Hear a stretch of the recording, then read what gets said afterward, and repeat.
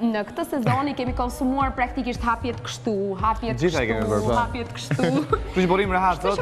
Borim drejt, si njerëz serioz dhe të mirë. Po, edhe në fakt jemi të lumtur sigurisht që Pop Culture sapo ka startuar, dhe kemi përshtypjen që edhe ju jeni të lumtur, pasi sot kemi bërë shumë gjëra të lezetshme, në fakt që ndodh shpesh në Pop Culture, kemi shumë intervista, shumë të reja, po për të thënë gjithë në fillim nuk është mirë, kështu që unë them tani si me Xhesin sot. Ta nisi me Xhesin, që ka intervistuar një prej personazheve, le të themi më babaxhan, më të dashur këtu në Top Channel, dhe është një personazh që unë personalisht të dua fort. Kelvi gjithashtu, dhe do donim që edhe të rinjt ta njihnin. Ata që se njohin akoma. Ata që se njohin akoma, sepse i përket që themi një brezi tjetër me të madhin.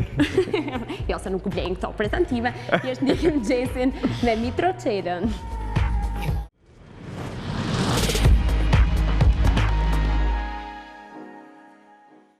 Në këto vite kam shitur televizion më televizion. Të gjithë me pyesin rreth martesës.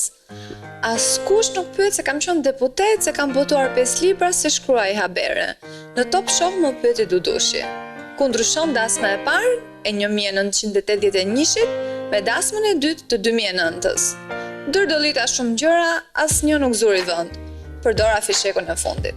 Dasma e parë kishte seks, dasma e dytë kishte gjumë. Shpërthyen duart rokitjet. Dudushi qeshi me lot. Kështu ka shkruar në përmbajtjen e fundit të librit, dhëndër 61 vjeç Mitro Çela.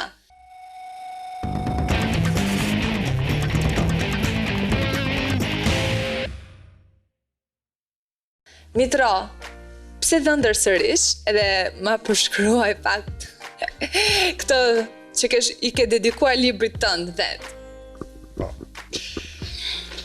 Tash e vërtet është i gruaja, një 3 vjet gërë mërë martoje me i smartphone dhe palere se turpit është kur të gjonë të gjitha. Më në fund të binda. Na piti gruaja me dajak. Dhe lafën e pari thash Filipit. Filipit është më do martoje. Qatë jo. Nuk është po bëj gjike rrjedhur ti. Po duke të njërë bashkë të thonë kam rrjedhur edhe unë. Kjo është historia. Tash historia me Dudushin është e vërtet, do të them, njerëzit në përgjithësi përqej një humbor me dhimbje. Në kuptimin që kur e pranon vetë që s'po do të më seks, është dhe tragjike dhe komike bashkë të gjitha. Kështu që bile kjo pasterni u bë sebeb që unë kisha bërë gati librin, ja treguar në market të këtia. Dudushi tha, aman të lutem, botojë sa më shpejt që ta jap për vit në ri. Arritëm, po se bën intervistën, sepse do të bërti dhe Zmekën, e Zmekën pranoj kështu që ngeli me tyja të lexohet kjo nga mbrapa. Shumë faleminderit, se në fakt ti më ke dhënë edhe një kopje mua dhe unë jam shumë e lumtur, të falenderoj tema se shumë. Do më thuash pak duke qenë se nga kryeredaktor, kaluat në deputet, tani për shumë vitesh, jeni së bashku me Filip Çakullin, që ke thënë edhe vetë, prap me Filipin, në fiksfare për shumë vitesh tashmë. Duke qenë se ke qenë edhe drejtor, si ke pasur marrëdhëniet me të rinjt, di që gjithmonë i ke përkrahur, sidomos gazetarët e rinj, fushat e ndryshme dhe ju ke dhënë dorë dhe nuk i ke shtypur ndonjëherë, por gjithmonë ke qenë ai që më i buti grupit. Apo jo, se kështu kam dëgjuar për ty. Ashtu po, të bëj një vete të vogël, domethënë, nuk tregoj kryesorin. Kush i çmimi i shitjes? Unë te vajzat i shesh një puthje, një foto. Më ke dhënë një puthje, kam borx foto sot. Do ta bëjmë direkt pas intervistës. Kështu faleminderit. Shiko, tash e vërteta unë me dhimbje e tregoj, po i mbusha 71 vjeç. Kjo i bie që në punë kam filluar në 71 dhe jam 50 vjeç që punoj në shtyp. Kam punuar të Republikës të Bashkimit, të RD-ja, deputet, nga të gjitha gjëra. Tash kam 50 vjet me Filip Çakullin shef. Kush është filozofia ime dhe Filipit bashk në drejtimin e emisioneve? Ne në emision punojmë. Po të shkoj për shkakun Filipi sot pjesën ndërmuese e bën Filipi te emision. Kuptohet? Jep temat, janë lekët, jemi të pavarur me radhë. Edhe unë kështu e ka konceptuar. E para e dyta. Ja puntuar gjithmonë bashkë me Filipin, kur kemi punuar bashkë, kemi punuar edhe pak me humor që ose kam qenë shef e kam pas vartës Filipin. Të gazeta bashkimit të RD-ja. Tashi ai është shef, unë jam vartës. Po në kemë marrë dhe ne shokëve gjitha. Do gazetari i ri duhet mësuar, për shembull, si konceptoj unë. Në që se vjen gazetari te fiks fare, gjitha, atëre unë do t'ja gjej një temë, t'ja zvërthej një temë dhe i t'ja realizoj. Ka dhe formë tjetër që mund t'i thot gazetari bire vetë një temë. Po kështu është më mirë, se ta mësoj, nuk është ka kollajt mësot e reja. Tjetër, do mbështetur, do mësuar sa gjëra. Për shumë, unë një pjesë e gazetare viri nga gazetaria, që për mendimin tim ka në vetë mësim gazetari, deri para nga vitet 90, shkolla ka nivel jo shumë të lartë, nuk përgatit tamam gazetar të gatshëm. Edhe duhet dhe ca gjëra të mësuar. Për shumë, ndodhi një gazetare të re, sa shumë bëj një lajmë, po sa bëj 100, më bëj një, nuk dua 100 lajme. E për një lajmë, s'kishte kokë. I thash, po koka? Po jo, në kokën në shkollë duke mësuar që lajmi ka kokë. Çdo gjë ka një kokë. Koka mund të jetë e shëmtuar i rregullimit, po jeton një kokë tjera. Ose shkruante atje. Ditë e javës më të madhe. I thash, po kjo sa i ka anglishtja. Ne shkojmë shqip. Do të thënë, disa gjëra bëj një këshilltip javën për shkak janë 3-4 libra që duhet të lexoj çdo njeri që të bëhet gazetar. Për shembull, publicistika e Konicës, e Nonda Bulkës, janë disa që e Fanoli, do të lexosh ato se s'bëhet dot gazetar. Do ata janë ikonat e gazetarisë për mua dhe mjafton të bësh ato s'ke nevojë të bësh as fare. Si ke marrëdhënie me disa nga gazetarët në Shqipëri, si duke filluar që nga Merobaze, nga Nikol Lesi, etj. Do më përmendësh disa nga miqtë tu më të mirë të fushës së gazetarisë? Atë një gjë që e pranon edhe editori jon i përgjithshëm. Bemblushi. Bemblushi i Sa Filipit. Redaktorin e parë kam pas Mitro Shelën. E thot kudo me fjalë, duke thënë një sekreton e thot vetë ai gjë. Unë bam marrëdhënie sepse kur ka filluar këta gazetarin, të votore të ja ose në mund të goha, unë kam qenë pak me i pjekur, do më kanë qenë të 45-ave, ata ka qenë të ri. Dhe atë shkollën që shpjeguaj e kemi bërë bashkë në fillim gjitha. Sidomos të rëdëj, në fillim kur pati një përmbysje, kur tashi nuk ishte më ajo frika se do ta hanje. Për shembull, mua më kanë shkarkuar nga gazeta Zëri i Popullit për 40 kontare dhe Shilfiku. Dhe vendosëm të më heqi përgjithmonë nga shtypi shqiptar. Po ta tregoj tash historinë të beson njëri. Sot gazetari është i lirë, po ku jam, mund të shkoj kundër Ramës, kundër Berishit. Në atë kohë se bënim dot. Për 40 kontare e Shilfiku ose Frok Çupi është dënuar për 10 kontar peshk. Ta tregosh historinë të beson njëri, po ashtu ndodhte atëherë. Ndërsa sot liria e tepruar dhe liria e tepruar duhet kufizuar. Për shembull, disa koncepte të gazetarisë atëherë tonë, që mos ardha i gazetari, ishin, për shembull, unë nuk mira rogën pa bërë 15 ditë shërbim në vit, në muaj. Tash s'talin fare këtu. Gazetarët e fiksit talin. Pa dhe gazetari e fiksit është më mirë. Tjetër, nuk mund të kritikoj asnjë gazetë pa atakuar. Pozitiv apo negativ. Dorsa sot s'ke nevojë fare të takosh. Po të volina televizorit këtë varat. Dy është. Dhe unë për shembull, kishte tash gazeta ku ajo kishte 28 vjetorin. Edhe mua më thoni Nikol Lesi. Bile, më tha një potishtë ne. Po ka qenë në bordin e Koston 3 vjet. Kështu që mba lidhje me të gjithë përgjithësi, mba lidhje miqësore, me Merobazën, rrimë shumë dreka darka. Na merr në ajo është ja pasionuar mbas fshatit, ka peshtani, ka vajtur në peshton. Do mbaj marrëdhënie të mira në përgjithësi, jo këta qatë tash në bajat, por edhe me të gjitha velinat e fiksit. Sepse të punosh velin të fiksi është problem, në shkuptim. U ndërpritet shkolla, se filloj në emisoj në orat 10 dhe në orat 2 kur dove në shkollë. Ate ndroj unë, dhe unë si baba i vjetër, vete në universitet, për një mengesa, u bedu një zbitje nga, ose bëjmë fri fare shkollën, dhe nuk e harron, një vajzë pak me nuk harron, ose të zëmë, jo të gjitha velinat, një pjesë e mirë kam bërë karrierë goxha nifen, Gjemi, për shembull të gjitha Luana e plot me radhë, po jo të gjitha kanë qenë televizor. Atëherë ne interesojmë bashkë me Filipin, rregulli për punëra, edhe më lidhje gjithmonë. Ose ne kemi traditë që sajtë e Filipit shkojmë si fiks, dalim gjithë fiksi, ftojmë dhe disa vilin 10 vjetra. Të vjetra do i ka qenë me ne, se na zbukuroi dhe ekipin. Kështu që mbaj marrëdhënie shumë të mirë. Mban që po marrëdhënie të mirë me vajzat ti. Unë me vajzat, se mos me vjondet, bëj për jashtë dieta, e di, sepse kam dhe guran kështu e zberka dhe mba lidhje të mira. Për shumë, doli problemi, bahanim drejt me Filipin, unë lajmë që Anisa isha jo velina jonë, kishte dhënë disa silate në Itali. Sot Filipi taftoj, me ftoj unë i thash, ma telefon, po ti ç'të duhet pse mba?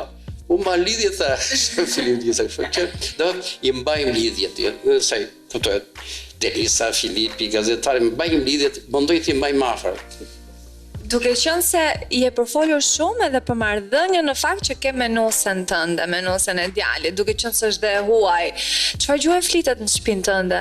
Neve, shko, dhe flasin 10 shqip në shtëpi. Ja, ke mësuar shqip? Po, jo, ose do droj do të luse, po Lusja duke qenë mësues anglisht e mësoj, do flet aq në shqip, sa që ka dalë 4 herë në televizion. Live ka folur shqip. Mirë në shtëpia jonë ka folur për një gatim, një herë kur ishte kampionati botror, kjo është nga Costa Rica, ku Costa Rica doli në mirë tjetër pasaj. Djalit nipit tim, ajo flet të shqip, sepse edhe tash është ndodh. Ky i vogël tash e mëson atë. Për shembull, këtu huajt kanë problem me lën. Do të thotë shkolla. I tha jo mami, shkolla. Kështu që, po tash në raportet në familje, ti kemi ne Nusja dhe Vjera, ne kemi marrëdhënie të veçanta. Dhe unë kam mendimin, kam thonë kudo që në radhë parë është meritje Nusës. Se neve kemi bërë detyrë të jemi të mirë, po të jetë e mirë Nusja. Një ditë i kisha hulur në pi një kafe me Nusën, dhe vjen një shoqja ime që ka fëmijët në Hollandë, se është pak xhelozi që pse djali ju të rikëtu dhe të bjazvit. Edhe pyet këtë. I thot Nusën dhe djalit Marlisen, të pëlqen Tirana? Po i tha ajo. Po si ka mos i të Tirana, Costa Rica është kaq e bukur, ka plazhe aty. A vasho njëri thash sepse jo i gjithë Costa Rica është turizëm tëra. Tash kjo është në Tiranë, shtëpinë e kemi në blok, neve. Djali punon te Banka e Shqipërisë. Po unë si vjerë kam dhe një punë, dhe një gjendë, dhe një mishësi. Po jetë gjitha, pse mos jetë me gjitha të kështu, i kur Nusja në pyetje, ja të bëj një pyetje unë, më tha, se i koja. Ta bëdo njërë kafe në Nusja? Tash është do. Po thua se nga 3 gjysë shkoj në shtëpi 4, më thot Nusja, e do një kafe? Edhe kur së pjetë e pi, e kërkoj kafe. Vetëm se ta dha Nusja. Vetëm se ta dha Nusja. Nuk është kollaj të mbash marrëdhënie të mira me Nusja. Kam një histori këteja, një gazetar këtu, i Topit, më pyeti i ditë sa Dimitro tha ke Nusën e djalit tuaj, sa si të bëj tha, të jetoj me mamam apo më vete. Mi thash nga të Nusën, nga Franca. Nga ekonomike se është mamaja do ta mbajmë ne, jeto vetë. Në bazë ja shkoj u ndanë. Të të gujtë atë djalit dhe të të sapë. është histori e vërtet. Edhe francez, edhe gjerman jeton Nusën, po ty së duhet jeton me vjerin, jeton me vete. Ajo është mirë. Pse ti këti? Mitro, ti ke frik nga plakja? Plakja, jo. Shiko. Njeriu do të pësoj do një gjë të madhe që mos këtë frikë nga vdekja. Plakja do dhe vdekja, vashavash do plakja këtë të. Dhe në 86-ën ushtroha në spital më një 3-4 muaj. Bara biopsin. Kur bë biopsin, llafi pa që shkon në mend është kancer. 21 ditë. Ndërkohë, u ka fjala me kancer, na zonë vendit të Gazeta Bashkimi, i gjithë atë. Erdhe përgjigja, thanë s'ke kancer. Tash doktori diçka do gjetë se ç'do më kjo. Thotë më ti ke një sarkoidoz. Unë isha rasti 15 në Shqipëri dhe ai thotë do bëj një studim. Mos as zgjatim në 86-ën. Unë përdora kjo më zblete. Shkova në Itali kur u bëra deputet, se pas na çonin. Dhe më thanë ftoru më shkria. Mas 10 vjetësh një doktorin. Më thonë gjallë jeti? Gjallë. Tash fa ime është. Mas 7 vjetësh vdik doktori. Unë jam gjallë apo. Gjallë. E këtu po pëthi kalon, jeta bë punë e vetë. Momenti, problemi është, unë të thash 71 vjeç si vjetë, vitit 72, 73, se ma do të moshën, vitet ikin tutje. Kurse shpirtin e kënë dorë, shpirti do vëjë 70, mund duke si 80, ose 70 me 70, ose 50. Atër kjo varet atyra. Dhe për mua, kryesorja është të dalësh kënë shtëpia të bësh punë. Çfarë do lloj pune, vetëm të punosh. Unë punoj. Ti lufton me këtë gjë më veten, gjithkohës mundohesh ta mbash veten aktiv, isha atëherë pjesë e Dancing with the Stars, mundohesh edhe kështu edhe në rrjetet sociale e tregosh edhe pak më, e feston dhe Halloweenin, je gjithmonë kështu praktik për çdo gjë. Çdo që shiko, kur bën diçka për shkak të zonë, kur më thiri për të bërë këtë kërcoj Dancing with the Stars, më thiri ajo pronare më tha, ç'të gjë? Sa mjeto të kam ftuar. Jenë vetë edhe, unë jam, atë ko isha 68 vjeç, kështu ja rekordet unë mi bërsuare. Pra ndaj do duhet ajo. Unë në kërcim thash jam tru me pre, edhe me gjitha nuk kërsej. I ka kje vajzat, po nuk dhe të kërsej. Pra ndaj do duhet. Vajta atje. Kjo më huli në shpirt disa vitet, dhe atëra, kështu komente, shumë ande këtë edhe gjitha atëra, kështu më ratë. Kjo është problemi, shpirtin e ka në dorë vetë njeriu, puna në atë parë. Po s'punove, sa do të bësh, do ishë vërdas të avarë njeri. Po ty t'avarin shumë? Se shikojë në për korridoret e topit. Mitra, unë ndjek goxha njerëz në Instagram. Po mund të them që ti je një nga personat që më pëlqen më shumë të shikoj. Ke gjëra shumë për të qeshur, je koherent, po mund të më shpjegosh pak të lutem, se përveç që ke shumë foto me njerëz të famshme tjerë, qosh ndonjëherë në mëngjes dhe poston një foto sa e zgjuar, siç janë edhe këto të dyja për shembull. Do më shpjegosh pak? Top foto të përfoluar, nuk do pa peshqir. Foto e nxehtë, topless me peshqir. Më thuaj. Atë, jo. Se ka thënë ndonjëherë këtë në publik, kjo e sa jam. Okej. Të më thënë, mbas meje, doli me peshqim Dori. Dori jonë. Dori. I thash Doro, e di historinë që e peshqirit? Jo, po pse del me peshqir? Atëre, kur dalim jashtë Shqipërisë, nuk mbajmë përgjegjësi për veprimet që bëjmë. Do të jemi të papërgjegjshëm. Edhe janë këto të sikë klubet e natës, ande këteja, të gjitha ku burra rrit me peshqir, gratë rrin vajza, duke gjetë fare la ku i fare në këteja. Kem bërë mëkat, pa ty afrishi një kish, unë u fala i lava mëkatet, edhe ajo është ideja, do më thëmë, po të ku është nën teksin, tekst edhe nën teksin. I thërë, Doro, kur s'ke nën tekst, që bën tekst? Doro, u bint, i thërë, Denisa, je i mundur. Kjo është historia. Kush është gjëja më e çmendur që ke bërë në jetën tënde? Gjëja më e çmendur? Po, më ka thënë Filipi të martojmë prapë. Kjo ishte, që është një vjeç. Që do hidhem nga helikopterin, gjitha ajo, do në kuptimin e saj, thash Filip, unë jam dakord të bëj një kusht, ose më tha vetë, ta sponsorizoj unë vetëm martohu. Atëre, mu lut ta shiko. Po të bësh një fëmijë, të gjitha, atë do të arriton, do t'i vëmë parat në atë. Po se bare do të fëmijën, se shkolla e ti gjë. Gjitha dhe, se janë këto, Viagra që ka zbuluar ky Morati, që është mërgje shqiptare, gjitha janë shumë të tjera, Cialis ka dalë një tashi që nga një shkencëtar nga Egypti ka prodhuar ca kokra të cilat që ezësojnë Viagrën dhe janë shumë të mira, po provohet në Angli tëra, po fëmijës bëndot. Kështu që thuaj. Se do burri dhe bën, burri.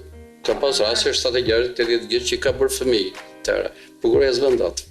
Ta ndrojmë gruan pastaj. Të ndrojmë.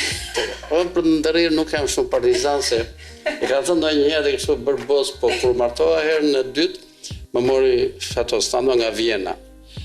Edhe tha, Metro të trashëgohesh, po e them tamam që ishte tha ai. Tha, na e dhjeve se ne i ndruan gratë, sa ti mbajtë atë që kishe. Edhe kështu do ta mbyll këtë intervistë me ty Metro. Faleminderit shumë. Edhe ju rikujtoj që mos ta humbisni këtë libër Dhëndër, 61 vjeç ka Metro Çela është i mrekullueshëm. Un kam qeshur, besoj se dhe ju do të qeshni shumë. Faleminderit Metro. Faleminderit. Atë foton e bën? Do ta bëj, do të pus pak. Po t'ja bëj.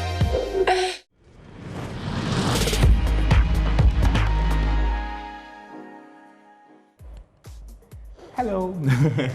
Unë kam qef të dy fisht, do më thëmë për pos faktit që është fituesja e The Voice Kids Altea, kam shumë qef gjithashtu sepse është kolonjare. Sa qef. Po mirë, jemi nga anët tona se do na nderohu jam. Mirë shumë ke studios për me bukur sot studio Pop Culture, sepse ngjyran e kemi gjithmonë, po sot na shtruar një ngjyrë shumë e bukur që është me emrin Altea.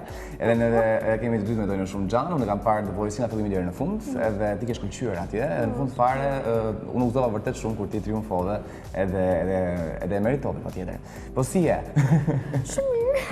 Duke që e shumë mirë. Si ka qenë pas Voice Kidsit? Do më thënë momentin që ty njerëzit të njohin, tashmë je e famshme, mund të themi kështu, sepse të kanë parë në prime time gjatë gjithë kohës, për gjithë muajve, janë apasionuar pas tejet, kanë votuar. E ndjen këtë peshën e famës që kur ecën në rrugë për shkak duhet marrësh një pozicion tjetër? No, not really, po do më thënë, eci njerëzit aty edhe më shohin edhe më like, hi. Dhe ti si reago kur ato të bëjnë hi. Edhe nuk e di, më vjen çudi që se si më duket, nuk më vjen çudi që më njohin, ama e njohmi. Mirë, do të mësohesh me këtë pjesën se ti je këngëtare shumë e mirë dhe kam përshtypjen që sidomos në fitoren e The Voice Kids ti do shkosh lart më lart.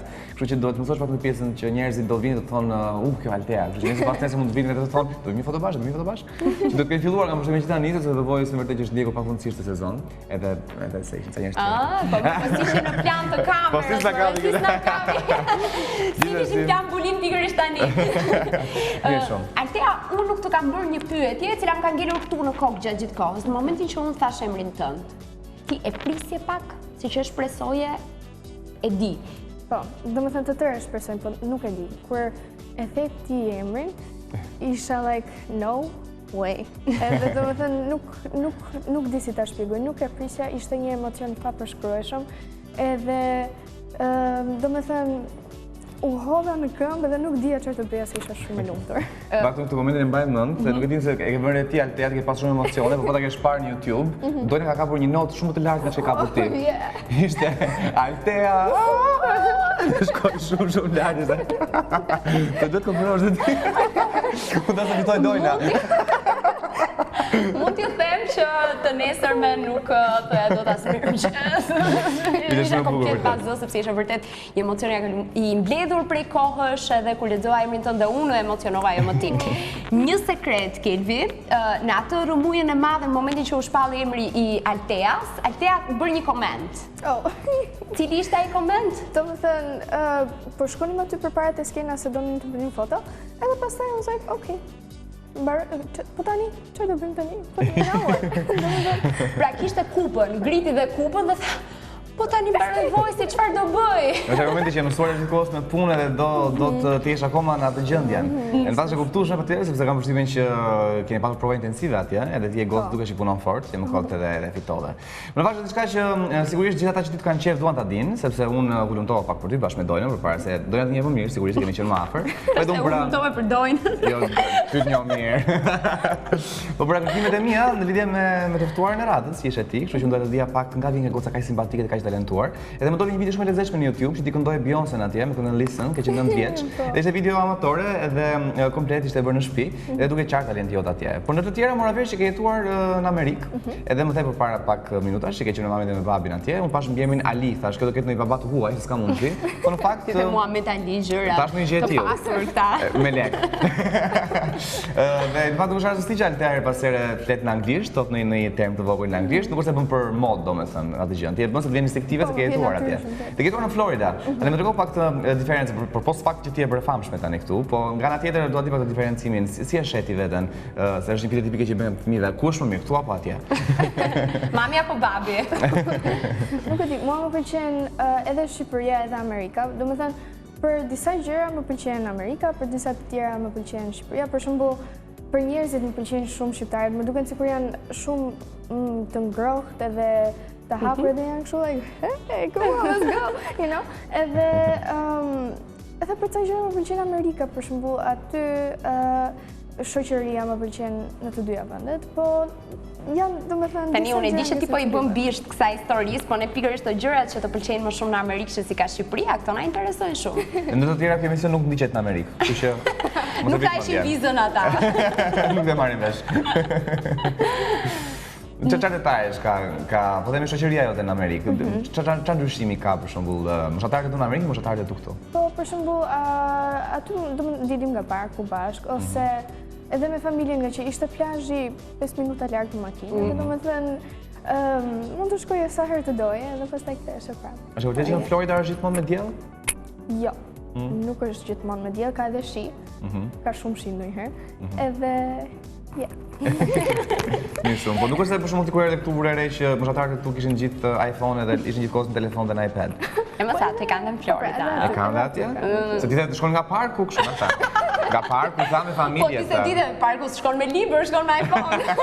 E bën një story po, ja. Ndërkohë këtu në Shqipëri ku shkon? Ku e kalon kohën e lirë me shokët dhe shoqet? Po me shokët e shoqet mund të shkojmë nga shtëpia e njëra tjetrës, ose Kështu që nuk është se këtu rini në përparqe, në përgjëra. edhe nga liçeni në fakt. Okej, edhe nga liçeni. Ose për shembull me skuadrën time, dilim, shkonim në qendër edhe bënim xhiro, i binim që nga qendra deri nga liçeni te bloku edhe pastaj ktheheshim prapë. Te bloku? Goca bloku, po që ti më vjeç.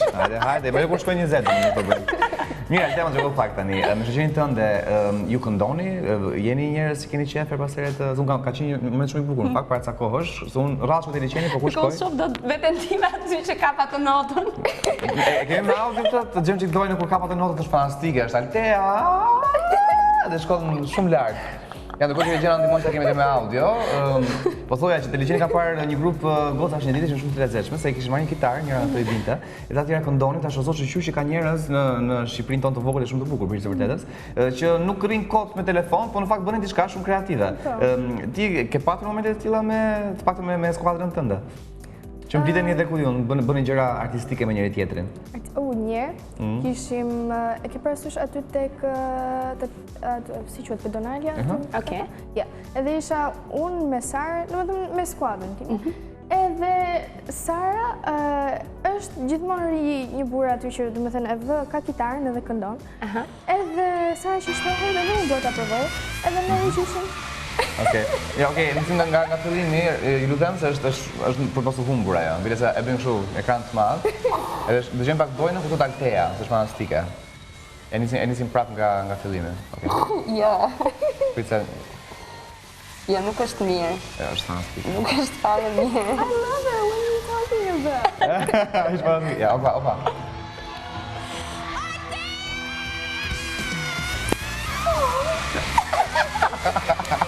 Shikosh me intervalle muzikore, po ti s'mërvesh. Ti e bëre Kastile. Unë e bëra Kastile. Në shkollë llogarita që nesër mendom duhet zëri prapë për të shkuar radio. Kjo ishte pa llogaritur. Altea, më tregoj një çik i mbarën akoma në raportet me pjesën tjetër të skuadrës? Flisni? Po, neve kemi një grup në WhatsApp. Këto ditët e fundit kam qenë dhe ngarkuar me shkollë dhe s'kam patur shumë mundësi të shkruajmë, po domethënë sa herë gjejmë kohën shkruajmë me njëri tjetrin, si je, ç'a bën atë. Por Renisi dhe Sandri më tregon çik si reaguan pas fitores tonë dhe pas ti momenti që ka qenë ekran. Edhe ata ishin shumë të lumtur, ishin shumë krenarë dhe domethënë edhe unë ndjeva shumë mirë që I made them happy. Ishte shumë e bukur në fakt dhe kam vënë për të vërtetë edhe në sezonin e vjetshëm të The Voice që fëmijët duan shumë Sandrin dhe Renisin. Edhe është shumë e bukur vërtet se kanë thonë që rockerë zakonisht kanë tendencën për të qenë harsh dhe të fortë në atë që bëjnë, por në fakt janë dashur. Jetojmë në një botë ku duket sikur rocku ka vdekur, kështu thonë. Kështu dalin në temat, por nuk është e vërtetë sepse përderisa Altea zoti pikërisht Aleksandrin dhe Renisin dhe shumë të tjerë kanë zgjedhur ata, do thotë që kemi shpresë rock këti, për ne që jemi ritme rock. Ne, unë gjatë Backstreet Boys atëherë dhe Britney Spears, po më pëlqen rock. Ti dhe cepi jonë të dëgjuar po muzikë rock. Thonë që muzika e vërtetë është muzika rock, në fakt, dhe kjo është ose baladat rock thonë që janë vërtet pralla e muzikës. Kështu që janë të bukur shumë. Mirë, Altea, më tregoj pak më tepër rreth ndonjë idulli që ti ke. Keni një person që ke një artist që ti vërtet e shef me Të tërë këngëtarët i kam, domethënë nga të gjithë këngëtarët unë marr domethënë. Kjo është përgjigje amerikane. Një përgjigje shqiptare tani, specifikisht. Koloniare. Dikë që vërtet të pëlqen shumë. Po, nga shqiptarët për shembull është Asnjë. Nga amerikanët? Vaqezela, Eurolismo Hall of Fame. Vaqezela? Vaqezela të vogël, domethënë kënga e parë që mbaron mend që kam marr ishte Vajzi i lumturisë. Okej. Që si bën? Si bën? What do you mean si bën? Si bën kënga? Oh. Si këndohet? Po. Në të bukrin atë.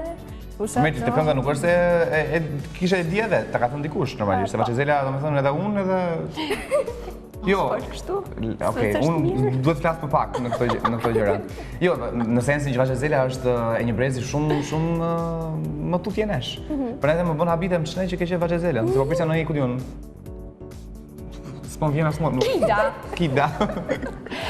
Cila është performanca që të ka pëlqyer më shumë në The Voice Kids? Ajo që ti ke kënduar dhe ke thënë, "Okej, kjo është më e mira."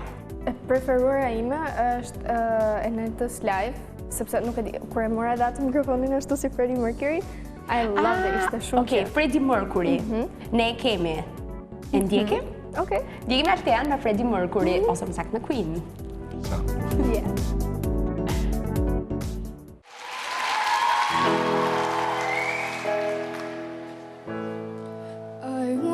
To break free, I want to break free from your lies. You're so self-satisfied. I don't need you. I'm falling in love. God knows I'm falling in love.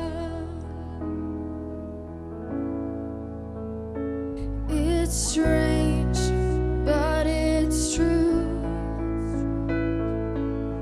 I can't get over the way you love me like you do, and I have to be sure that you'll walk out the door.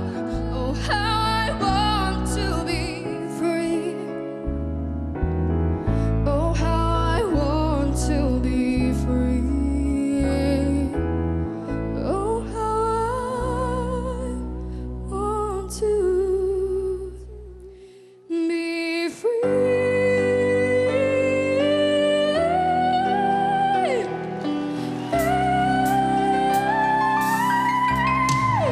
Falling in love. I'm falling in love for the first time, and this time I know it's for real. Yes, I'm falling in love.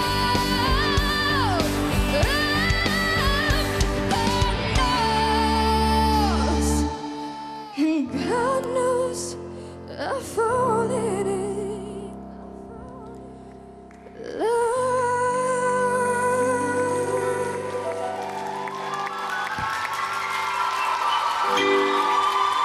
but life still goes on. I can't get used to living without you by my side. I don't wanna live alone. Hey, God knows, got to make it on my own. So baby, can't you see? I've got to break free. I've got to break free. I wanna break free, yeah. I wanna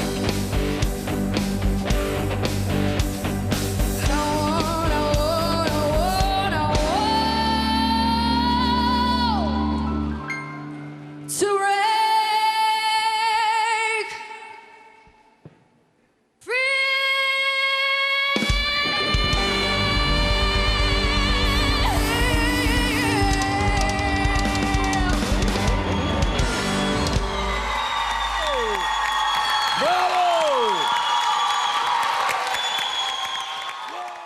Jemi rikthyer nga një super performance Alteas dhe Freddie Mercuryt. E ke parë filmin? I loved it, ishte shumë. Nice. E shikojmë tënde për shembull në një stadium më të madh, sa i fundit fare që këndoi Freddie Mercury. Oh my gosh, do ishte... ëndra ime. Çfarë pretendon për veten tënde Altea? Unë di je ende shumë e vogël për të menduar gjëra aq të mëdha, por jam i sigurt që ata njerëz të panë tek The Voice kuptuan qartësi gjithë talentin që e madh që ti ke, edhe kjo është e vërtetë në fakt. Se zakonisht ne shqiptarët kemi të pjesën që mos bësh komplimenta sidomos fëmijëve se rritet mendja, por kur je mirë je mirë. Është shumë modeste Altea. Altea vërtet ka qenë një ndër vajzat më modeste që ishin këtë edicion të The Voice Kids. Më trego pak, si shikon po themi diku tek 20 vjeç. Ku do doje ti ishe? Unë nuk e di çfarë do ndodh me Carmen, po e di që domethënë gjithmonë do ta kem muzikën pranë. Ndoshta kur të rritem edhe pak mund të provoj edhe për spektakle të tjera, domethënë ndoshta Pëlqen kompeticione, të pëlqen që ti je kompetitive si natyrë. kind of, yeah. Nëse të shkosh prapë të marrësh pjesë në talent show, i vjen që të pëlqen të fitosh. Kjo është gjëja. Kur hyre në The Voice Kids, e dje që do fitoj apo ose më saktë se këtë s'mund ta dije, po hyre për të fituar apo je kështu siç thon gocat e tjera për shembull që erdhësh me pjesëmarrja? Unë hyra për eksperiencë në fakt. Në fillim thosha dua të paktën ta kaloj blindin. Edhe e kalova blindin. Blindin e kalove që sekondën e parë, domethënë, thjesht hapi, mori frym, ja bëri dhe të tre ata i ranë këto. Edhe pastaj domethënë kaluan edhe ato, and I was like, oh my gosh, vërtet? Po bëhet serioze kjo gjë. I was like, oh my gosh, this is for real now. Edhe Po mi shkon në puth her pas here atë kupën kështu e gishta? Jo, unë tani e kam vënë aty tek dollapi të televizori. Edhe domethënë ulem dhe Ke si për televizorit?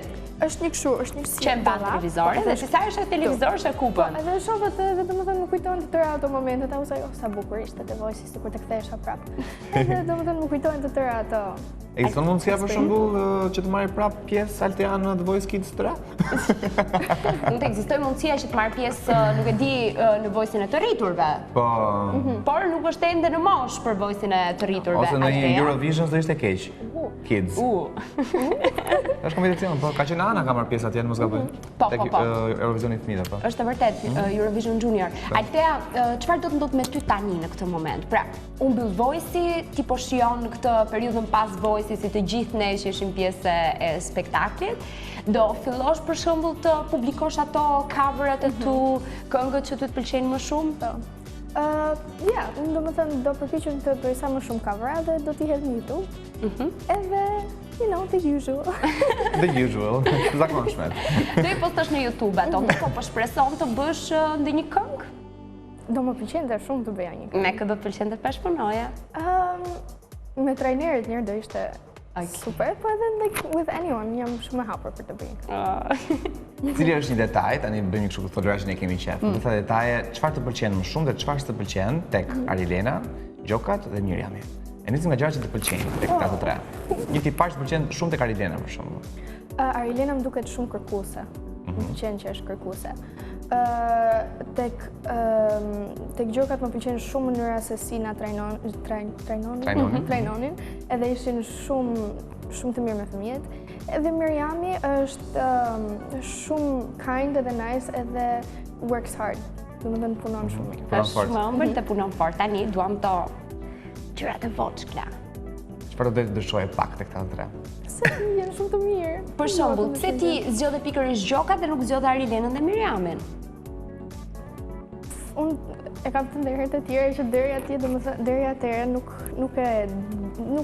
nuk e dija se me këtë do shkoja, por pastaj në atë moment I was like, okay, e di çfarë, just shif drejt dhe pastaj vajta drejt dhe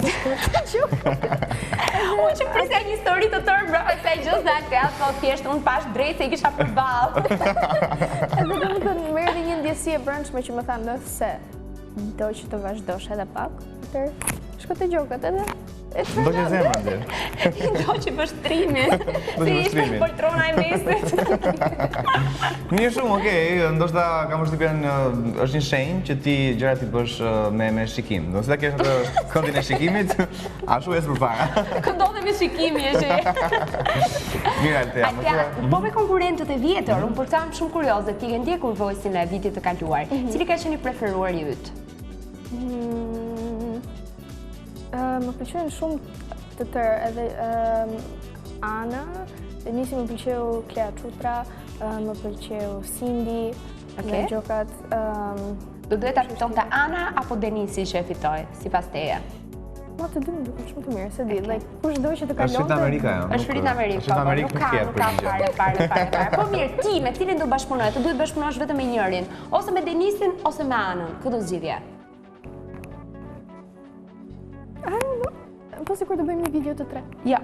Nuk Të bëhet duhet të tre? vetëm njëri, Vetëm njëri. ose Denisi ose Ana. Po, me që kam takuar Anën, vi me Anën dhe që njoh pak më mirë. Okej. Mirë. Po ti Denisi sigur dhe të zgjuar se duhet vi nga Italia Denisi, duhet paguar bileta Denisi nga Altea. Për bashkëpunim. Okej. Po, me çdo njëri nuk ndesh. Patjetër, jeni gjithë shumë të mirë në fakt dhe energjia e fëmijëve sigurisht që ndihet, edhe është gjithmonë kur tentojnë njerëzit të bëjnë diferencime pastaj duket sikur nuk tingëllon me bukur, kështu që mua më vjen mirë që ka goca kaq të mira si puna jote, edhe kaq të mirë të gjithë ata që bëjnë pjesë të The Voice Kids, që gjithmonë janë bashkë me njëri tjetrin edhe këndojnë të gjithë, edhe nuk është rëndësi siç ka thënë dhe Madja, dojna me në finale që në fund të ditës të mbrëmjeve të The Voice gjithë janë fituesë dhe të gjithë është shpreha të lumturin e Nuk madhe. thash të tamam. Tjetër shumë bukur në fakt, po s'do të bukur. E kemi, e ndjek. Jo, bukur është as. Unë nuk e mbaj mend si e kam thënë. Ka qenë momenti. Është shumë instinktive. Ka qenë momenti. Mirë shumë, okej. Faleminderit shumë Altea që isha me ne. Dhe më vjen mirë që të shoh kaq të lumtur, kaq të qeshur pas The Voice Kids dhe që i mban raportet me të gjithë fëmijët që ishin aty brenda dhe raportet gjithashtu me trajnerët e tu. Shumë sukses Altea, edhe jam i bindur që do shihemi sërish dhe shpresoj shumë shpejt, sepse jam i bindur që ti do bësh gjëra të tjera në vijim. Kështu që suksese edhe urime shumë përfiton. Edhe shkofsh në Eurovision me çupkë. Me çupë. E bukur thua. Mirë, okej, shkofutemi dhe rikthehemi sërish pas pak në Pop Culture.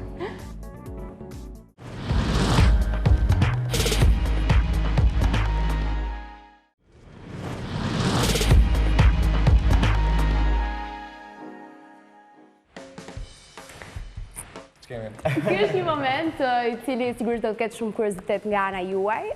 Të paktën nga ana jon ka gjithmonë, pafund kuriozitet, sidomos kur bëhet fjalë për operacione plastike. Dhe sigurisht që ne s'mundeshim dot të mos ftonim në këtë sezon të dytë televizit Pop Culture doktorin e VIP-ave, the one and only Skeri Fari Emisere. Si u gjitha. Nuk ne gëzuam pafund që momentin e parë që vendosëm të ftonin, dhe kur the po, ne u gëzuam dy fish pasaj, sepse jo vetëm ne kemi shumë qejf dhe shumë pyetje për të bërë, po jam i sigurt që edhe njerëzit që na ndjekin kanë goxha pyetje në kokë që sot do japin përgjigje gjithë ata. Të gjitha nga e para deri në fund. Shumë mendojmë. Të gjithave kam përshtypjen se janë shumë, se për operacionet plastike gjithmonë ka pafund pyetje, duhet vim pafund doktor pyetje, kryesisht për çfarë? Po. Më vjen nga më të ndryshmet, ka nga këto pyetje që janë serioze rreth operacionit, pastaj ka edhe nga ato të tjera që janë gallat fare. E fundit fare që më shkruan në Instagram pyet njëri thotë kam lopën thotë që duhet i reduktoj çik cicat ata se i ka shumë të dha, si t'ja bëj thotë. Seriozisht? Po të beton, po e postova në story pastaj përgjigjen time që ja ktheva edhe na kupton. E thash ka Nuk është Më pyet rasti. Demi për të shoqen, thash postova. Jo, ma ka përshtypjen nuk e bërë të shaka ai. Po, më shaka ka bërë që kujtohet do më Po thonë. çfarë do fakti ka njerëz që duan ta zvoglojnë lopës? Që të marrin më pak shumë është. E po ku e diun tani? Në mungesë të interesit të Ç'është tij. estetike, mendova. Me që flasim për çështje estetike. Hym direkt në temë, me të dyja këmbët, me të katra tonat. Të pesta. Me që doktorin do thuash ti, po ka 6. Po 6. Doktor, cili është operacioni që kërkohet më shumë nga shqiptarët? Nga shqiptarët është hunda.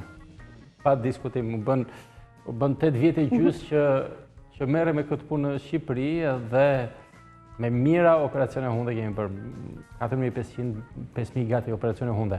Përveç të tjera, po është operacioni kryesor. Është i lehtë operacioni i hundës? Është më i vështirë i kirurgjisë plastike. Ashtu, ë? Po. Sepse hunda është e vogël, edhe duhet një precizion milimetrik. Do thënë, nëse ka një parregullsi 1 milimetër, dallohet bie në sy. Kurse gjoksi edhe një pllëm, një më lart e një më poshtë, i mbulohet dhe s'merret vesh, të themi po. Jo, hunda është vërtet shumë e vështirë. Në fakt, shumica e kirurgëve plastik nuk e bëjnë dot hundën, nuk e marrin përsipër sepse se ndjen veten të sigurt për të bërë të ndryshime kirurgjikale. Doktor, vin me hund model, thonë e dua hundën si Angelina Jolie.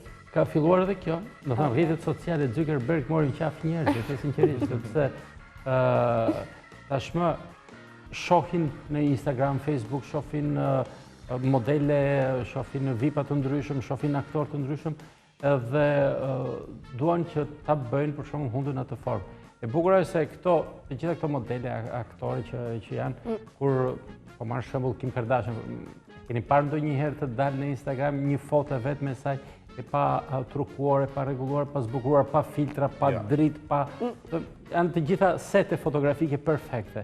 Dhe kur shikon një hund, apo një gjoks, apo një vesh, apo çfarë do lloj gjëje të këtij niveli, jemi të bindur që nuk janë 100% reale, siç janë në të vërtetë, sepse janë të ritokuara. Sigurisht, ka shumë Photoshop. Sigurisht. Photoshop, make-up, ndriçim, foto... Efekte nga më të ndryshme. Në fakt, ajo që unë kam vënë re, dhe vetëm unë fakt po të gjithë njerëzit, sidomos po them 2 vjeçarin e fundit, është që vitet duhet të jenë sa më të mëdha. Sa më të mëdha vitet, aq më mirë jeta. Për shumë femra që sidomos në Shqipëri. Do thënë, i rriten vitet brenda natës dhe askush nuk e merr vesh. Edhe unë ditë që kjo procedura e re tani që merret dhjami nga pjesë të trupit dhe futet, duhet të di pak më tepër rreth kësaj dhe emra të përveçëm vipash që kanë bërë këtë ndërhyrje. Ja, dhe deri në atë pikë. Deri në atë pikë të emrave keq më vjen, por që mund të them vetëm Kim Kardashian, që e kemi bërë ne sigurisht në aeroport. Ja keni qartë, doktor. E keni bërë bukur atë. Jo, na ikën dritat dhe i futëm ca si tepër, nuk u merr të vesh aty, por që bëhet edhe tek ato vajzat të cilat kanë një sasi të mirë, të themi, dhjami në zonën e barkut, të belit, apo anës kofshëve, këto janë zonat kryesore ku merret dhjami, rezultati del vërtet shumë i bukur. Është një operacion që nuk është i lehtë, zgjat disi, sepse duhet edhe aty një precizion milimetrik, të themi. Imagjinohet, ne kur e bëjmë këtë lloj operacioni, përveç se kur heqim dhjamin që e filtrojmë, e pastrojmë dhe përpunojmë, dhe e përzim edhe pak me pjerrë në mënyrë të tillë që të kapi më tepër, të jetë më i qëndrueshëm. Është ai PRP-ja. Po, PRP-ja, po, sepse janë qeliza staminale të cilat i ruajnë qelizat dhjamore që të mos absorbohen nga trupi. Pra të qëndrojë ajo që fusim të qëndrojë. Dhe bëjmë një matje precize të mililitrave që fusim në njërën anë edhe në anën tjetër. Nuk është mirë që një më e madhe, një më e vogël. Imagjinoj të ikin drita, se mua më ikin shpesh, a kupton. E di pse them këtë, sepse në Instagram ju dini që unë jam shumë aktiv, edhe sa herë që më dërgojnë ose gjej foto të deformuara, sepse ka katë që bëjmë buzët e mëdha me silikon, që duken keq ose vithet ose gjoksin, këto të egzageruat fare, ekstreme. Unë i marri hedhe dhe them na ikën drita të kërkojnë ndjes në fund në vend të protezave të silikonit i kemi vendosur 2 topa futbolli, kupton gjë të tilla, bëj gallat. Është shumë çudim fakt se kjo shprehje që nga e ditës sot. Na ka ndodhur të gjithëve të shohim që po kështu është vërtet. Domethënë ka qenë përpara 56 vitesh, filluan gocat në Tiranë që po bënin buzët, po u bën në mas. E të gjitha injektonin silikon, po. I thoshte ajo zonja që do të qëndrojë përgjithmonë. Kështu dhe ashtu i ka qëndruar dhe kanë shumë të vështirë që ti bëjnë siç kanë patur tani. Shikoj, di si është. Është e bishme. Zonja ka dalë borxhi, ti ka thënë do të qëndrojë përgjithmonë kjo gjë kështu. Silikoni i lëngshëm është ndaluar në Itali që në vitin 1992. Në SBA që në vitin 91. Thënë, lejohet silikoni vetëm në proteza, i cili nuk është i lëngshëm, është gjel edhe i veshur me protezë. Kurse i lëngshmi është në shishe, merret me shiringë dhe injektohet. Dhe është të mërësisht i dëmshëm. Para rreth 1 muaji më ka ardhur një vajzë e cila kishte bërë një mbushje të buzëve dhe të molcave me silikon. E kishte bërë para 2 vjetësh. Unë thash si është e mundur që para 2 vjetësh në vend që të bësh acid hyaluronik, je aq shumë e informuar, shkon edhe bën gjëra të tilla. Dhe ishte me temperaturë, me dhimbje, me skuqje, ishin infektuar, sepse ngelet aty për gjithë jetën. Ishin infektuar, i dash një kur me antibiotik të fortë dhe e drejtova për në Itali tek një koleg i cili bën trajtim, sepse me operacion ato zona ku i kishte vendosur do të ngelishin shenja të mëdha. Është një koleg në Itali që kushton shumë, i bën me lazer, me fibra optike, futet në brendësi, e shkrin silikonin dhe e shtyr e nxjerr jashtë. Për fat të keq edhe ky lloj trajtimi nuk arrin ta heq dot të gjithë silikonin. Mjafton edhe sasi të vogla të cilat mund të acarojnë indet për rreth, të inflamohen dhe të infektohen. Pra është një problem që ka për ta patur rrezikun gjithë jetën. Edhe unë lutem vajzave që të mos bëjnë gafa të tilla, të shkojnë vende pa vend të bëjnë trajtime estetike se të sot është bërë kështu, thënë burrat djesi kur përshësim presh. Pikit pres flokët, disa kur pikit bëj buzët. Po pra, flokët rriten edhe po i preve keq hajt më. Po kur bën operacione apo trajtime estetike në vendet që se kanë idenë të asaj që çfarë po bëjnë, rreziku që të kenë probleme është i madh vërtet. Doktor, kam dëgjuar thashë theme vërdall që nëse ti prek një gjoks të bërë, e kupton që është i bërë. Se thonë një është i ftohtë, po jo se Është i fortë, nuk tundet shumë, diçka e është tillë. vërtet kjo? Ja, unë qofse e shoh edhe prek e dalloj. Por ti nuk e dallon dot, dhe basta. Po unë jam doktor. Try me, më provo një herë. Atëre cilin vajzat. Sa bukur ishim pas e shkojmë mendja. Ishim vajza gotovi provonim gjitha me radhë. Po s'është shumë për emisión dreke. Protezat e silikonit janë në ndjeshmëri janë shumë të ngjashme me konsistencën e gjendrave të gjirit. Edhe dikush që nuk është i kësaj fushe nuk arrin ta dallojë dot. Edhe duke prekur të dalloj protezën në vetvete. Okej, çunat zakonisht thonë i shoh të çarën, ku mund ta ketë atë. Çunat më urojnë, çunat më thonë faleminderit doktor. Merret të ma bëjnë çik njëri, ë?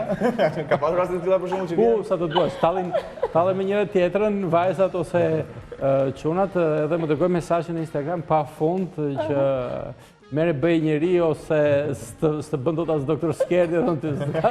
Doktor, ke rindezur pasionin në çiftet shqiptare. Jo, pasione kanë vetë ato, neve vetëm e shtojmë çik e rregulla bez ato grimcat ja hidhni.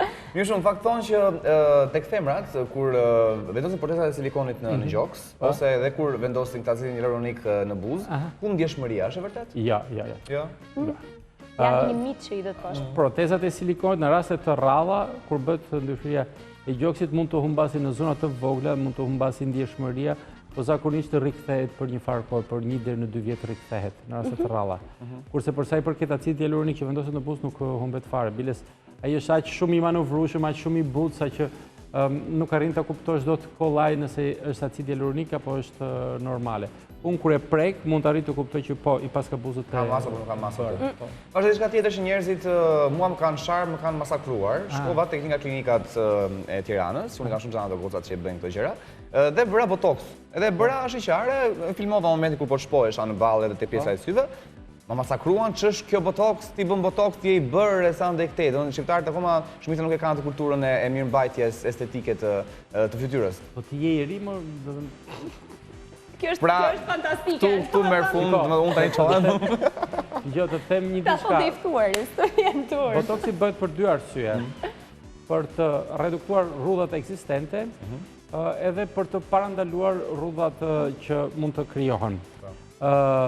Ty të vrarë tani që po qeshje që tu anash të krijohen rrudha, duke qeshur të krijohen rrudhat. 3-4 pika botox këtu pa egzageruar bëjnë që në të ardhmen këto rrudha që sot ti duke qeshur vetëm të krijohen, por nuk të ngelet shenja, okay? Bëjnë që të parandalohet ajo shenjë që mund të krijohet pas disa viteve. Pa gabim mund domethënë. Por pa egzageruar. Të themi diçka mos u bëj viktim e disa imperfeksioneve të vogla që kemi. Në fund të fundit bukuria tek njeriu e di çfarë është. Është një kombinim perfekt i disa defekteve të vogla, Kështu që lëri edhe rrudhat e tua sepse do duhet një jetë tërë që ti krijosh, e kupton? Doktor, ju i keni ngacmuar pak rrudhat tuaja? Jo. Po ta shohësh mua fytyra më lëviz mimika qesh, ja, këtu i ke balli, Po pse një doktor estetik që i bën Grustimi e kam bërë, po do thënë të... Po vetë pse jo? Po nuk e ndjej si problem, më duket vetja aq pjeshk sa që s'ka nevojë të bëj gjë. Super, në fakt me që jemi tek të njerëz, në fakt e dinë që janë okay dhe nuk kanë pse të injektojnë gjëra në fytyrë. Shiko, është një diçka shumë individuale, secili bën çfarë të dojë me veten e vet. Unë nuk gjykoj as paragjykoj as atë që i bën, edhe as atë që nuk i bën. Patjetër. Po jam i bindur ama që ka patur njerëz, vajza apo meshkujt, se dhe meshkujt së fundmi kurohen shumë. Mund të kenë ardhur tek ju dhe ju e keni parë që kanë patur punë të bërë goxha në fytyrë apo në trup dhe duan akoma nuk ndalojnë dot. Ka patur raste të tilla dhe si reagoni ju në këto raste? Në raste të tilla unë përpiqem gjithmonë t'i evitoj. Përpiqem vërtet gjithmonë t'i evitoj sepse janë njerëz që për fat të keq nuk u pëlqen vetja. Secili për mendimin tim duhet t'i pëlqej vetja ashtu siç është dhe të përpiqet vetëm të zbukuroj atë që është, jo të bëj ndryshime drastike. Okej? Do thua ka nevojë për një psikolog dhe jo për një kirurg. Shiko, në të tilla raste do thonë as perëndia nuk të zgjidh halli, unë psikologu, do thonë për që S'ka shërim. kur nuk e pranon veten me ashtu siç je, sepse bazën duhet ta pranosh. Okej, bazën duhet ta pranosh dhe pastaj unë jam plotësisht dakord dikush që bën make-up, që rregullon flokët, që vishet të bukur, që bën ndonjë trajtim estetik për ta mbajtur lëkurën të pasur, që bën ndonjë operacion të vogël në fundit për të eliminuar një defekt që ka.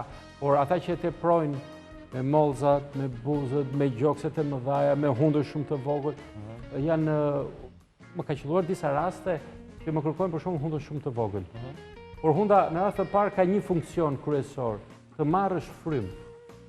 Nëse neve kemi një çati të një shtëpie, të cilën nuk na pëlqen kaq sa është, por e duam më të vogël. Do fusi ujë. Zvoglot, jo, bëhet, nuk është çështje e shiu, do them, po. Bëhet më e vogël teknikisht, por sasia e ajrit brenda asaj shtëpie do të jetë më e vogël, më e kufizuar. Okej. Nuk do të marrë dot frym njeriu. Reduktohen kanalet e frymmarrjes. Pra, do të ruajmë është e vërtetë që duhet të kënaqim atë që kërkon personi në fjalë që vjen për të bërë ndryshime kirurgjikale. Por duhet të ruajmë disa funksione primare të organit punë në atë të parë. Pra të mos e dëmtojmë një herë. E dyta, edhe estetike. Një hund shumë e vogël, edhe një e ke parasysh kinezët që kanë avatar, më nuk duke shumë sikur je me dy E ke vrimë. parasysh kinezët që kanë hundët e vogël, edhe fytyrën e madhe? Po kanë me sytë të rreshur. Nuk duken të bukur ata, të paktën për shihet tona. A kupton për shihet tona, se atyre vetë duken shumë të bukur. Po për shihet Çdo tona. kinezi po na shikon në këtë momente, doktori po bën shaka, jeni shumë të mirë. Ashtu. Brenda dhe jashtë. Pincu, tanco. E rregullohet ti tash. Një hund kinezi në një fytyrë shqiptari nuk shkon. Nuk shkon. As nuk shkon, as nuk vjen. Kështu që të ruajmë ca proporcione. Dhe me që flasim për të shkuar për të ardhur, ne kemi disa foto për t'i treguar doktorit. Kemi foto shumë interesante në fakt, që janë disa njerëz personazhe publik, nuk janë shqiptarë, sepse nuk kam ngatrojmë me njëri, janë të huaj të gjithë, janë operacione që mund të kenë shkuar keq ose kanë shkuar mirë. Nuk i kemi bërë ne. Okej. Që jo nuk e keni bërë juve, por do flasim në këndvështrimin e doktorit e në këndvështrimin tonë si njerëz të thjeshtë. Që shohim bashkë, bëhemi gati të shohim fotot e Liva. Kjo është shka aktoria, Jennifer Grey, mos gaboj, ka qenë tek Save the Last Dance përpara shumë vitesh. Po. Dhe kjo ka pasur një problem shumë të madh në kinematografinë botërore, sepse sapo u bë kështu, nuk i ofruan më asnjë rol. Ka diçka që shkon, kjo ka ndryshuar gjithë fizionominë e fytyrës praktikisht. Kjo këtu ka ndryshuar edhe flokët, ka ndryshuar edhe vitet, sepse është një diferencë shumë e madhe në vite këtu. Po dhe një çik mollza të doktor. Ka bërë operacion e hundës, që për mendimin tim nuk e ka egzageruar, duhet ta shoh në profil, por në pamjen vallore të faktit nuk duket e egzageruar. Mollzat ndoshta i ka mbushur pak. Duket sikur syt nuk janë të njëjtët. Është një operacion, është diçka që bëjnë tek syt. Kam parë video në fakt që injektojnë diçka dhe fryhen shumë këto dhe pastaj shfryhen Jo, prapë. është tjetër gjë, do të thënë injektimi është karboksiterapia, që bëhet për të eliminuar rrudhat që ndodhen në pjesën e poshtme në palpebrën e poshtme. Ajo është një diçka që nuk i bën dëm fare, do të thënë. Është një tjetër në fakt për syt që kam parë së Që fundi. tërheq pra. Është një që i djeg këto poshtë. Ajo është harku plazmatike, bëjmë edhe neve atë, është për rrudhat, për blefaroplastikën jo kirurgjikale, poshtë dhe sipër ka një rezultat vërtet fantastik. Tash pas kam parë kam njerëz që një që kanë bërë dhe është vërtet shumë super. Kalim te foto tjetër. Edhe kjo, një tjetër aktore në fakt që ka bërë shumë madhe mediatike kur doli me këtë foton e dytë, që ky gjoksi këtej që i bie i majti i saj, është pak si ka një i grop aty, çuditshëm. ka diçka që të shkon. Çfarë ka ndodhur aty në atë rast? Shiko, Është proteza keq? duhet kemi parasysh pak edhe pozicionin e trupit edhe të krahut. Po të shohësh krahun e majt, e ka në pozicion më të ngritur, e ka në bel, e ka të vendosur kështu. Në atë pozicion edhe muskuli pektoral është normali që lëvizi çik. Pra, duhet parë kjo foto pas sytjena, do thonë e paveshur, jo se është një kushte disa çfarë do drejtën por që Jo se jam vend të parë, thua? po që e duke ndetur me duart të drejtë. Sinqerisht aty nuk mund të them nëse është një protezë e cila është spostuar, është e vendosur keq apo jo, sepse duhet parë pa me shumë pa recipeta. Po. Okej, shkojmë tek foto tjetër. Edhe kjo është një tjetër personazh. Që le të themi gjoksi. Gjoksi ka shkuar pak tek sjetulla. Po si duket ka të bëre ka këtë gjoks të marrësh? Sinqerisht nuk arrit ta kuptoj. Merret vesh. Ka mundësi që ta ketë bërë dhe nëse e ka shkuar pak bërë, nuk e ka bërë fort bukur. Për mua, për shihet normal, të paktën duhet të kishte protezat pak më të mëdha edhe pak më të afruara. afër. Doktor, se kam dëgjuar shpeshherë që në momentin që ti ke një formë të caktuar gjoksi, edhe si kur të vësh proteza, nuk është se të ndryshon në bazë forma e gjoksit tënë, pra nëse e ke këte... Fiks, kjo është e vërtetë, sepse ka vajzat të cilat vinë dhe kërkojnë e duan gjoksin të mbyllur. Normalisht një gjoks natyral, të themi të masës 3,3 nuk është i mbyllur këtu. Natyral, kur e ka bërë Perëndia, nuk është i mbyllur këtu. Femrat, për të dukur më seksi, vendosin push-upin dhe i afrojnë. Veshin fustanet gjitha duket i mbyllur këtu gjoksi. Kur vendosin proteza, merret parasysh një gjatësia e vajzës, merret parasysh pesha trupore, merret parasysh dimensionet e kraharorit dhe gjoksi aktual. Në fund të fundit, nuk po më japin një manikin prej plastilinit të cilë mund ta modifikoj si të dua. Dhe vjen një qenie njerëzore e cila do që të vendosë një palë proteza të zbukurojë gjoksin e saj. Në qoftë se ka deformime të kraharorit, në një parregullsi, në qoftë se kokrat e gjoksit i ka larg njëra nga tjetra, ne do protezat kanë një pozicion të caktuar ku vendose, nuk mund të afrohen, të vendosen protezën në qendër. Vendot një gjoks të trajtuar. Sepse shohim kokrat e gjoksit anashfare. Proteza vendoset ka kulmin e saj, këtu qëndron koka e gjoksit. Dhe gjysma është brenda e gjysma tjetër jashtë. Pastaj është e rëndësishme edhe zgjedhja e protezave, të cilat kanë përmasa të ndryshme, po që duhet përshtaten edhe sa më shumë e kraharorit. Le të themi që këtu e kemi egzageruar, jemi treguar shumë kreativ. Çfarë problemi ka kjo vajza? Kjo është transformuar në kështu rosak, se kjo është problemi i saj.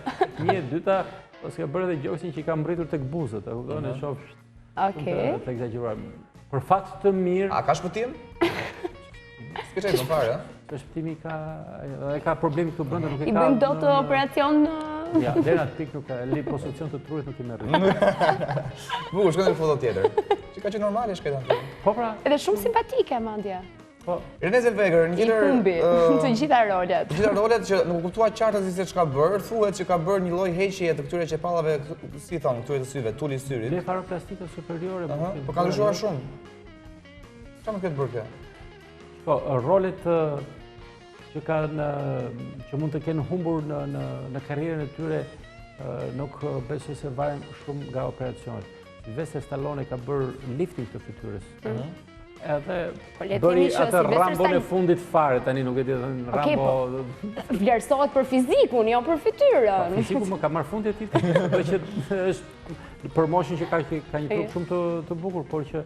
Ja, po thuhet që Renée Zellweger në momentin e parë që bëri këtë lloj ndryshimi drastik në pamjen e saj, nuk i ofrua më asnjë rol. Nuk e di parasysh të ndryshme, po? Nuk e di, sa po ta takoj do ta pyes. Bukur, mirë, shkojmë tek foto tjetër. Courtney Cox, e njohur shumë tek Friends, Monika e famshme. Kjo ka bërë deklaratë shumë të fuqishme, ka thënë që gjithçka që unë kam bërë në fytyrën time do ta zhduke, do ta heq, sepse më ka marrë malli për fytyrën time të vjetër. Dhe pasi e hoqi u bë kështu, po prap duket pak e prekur.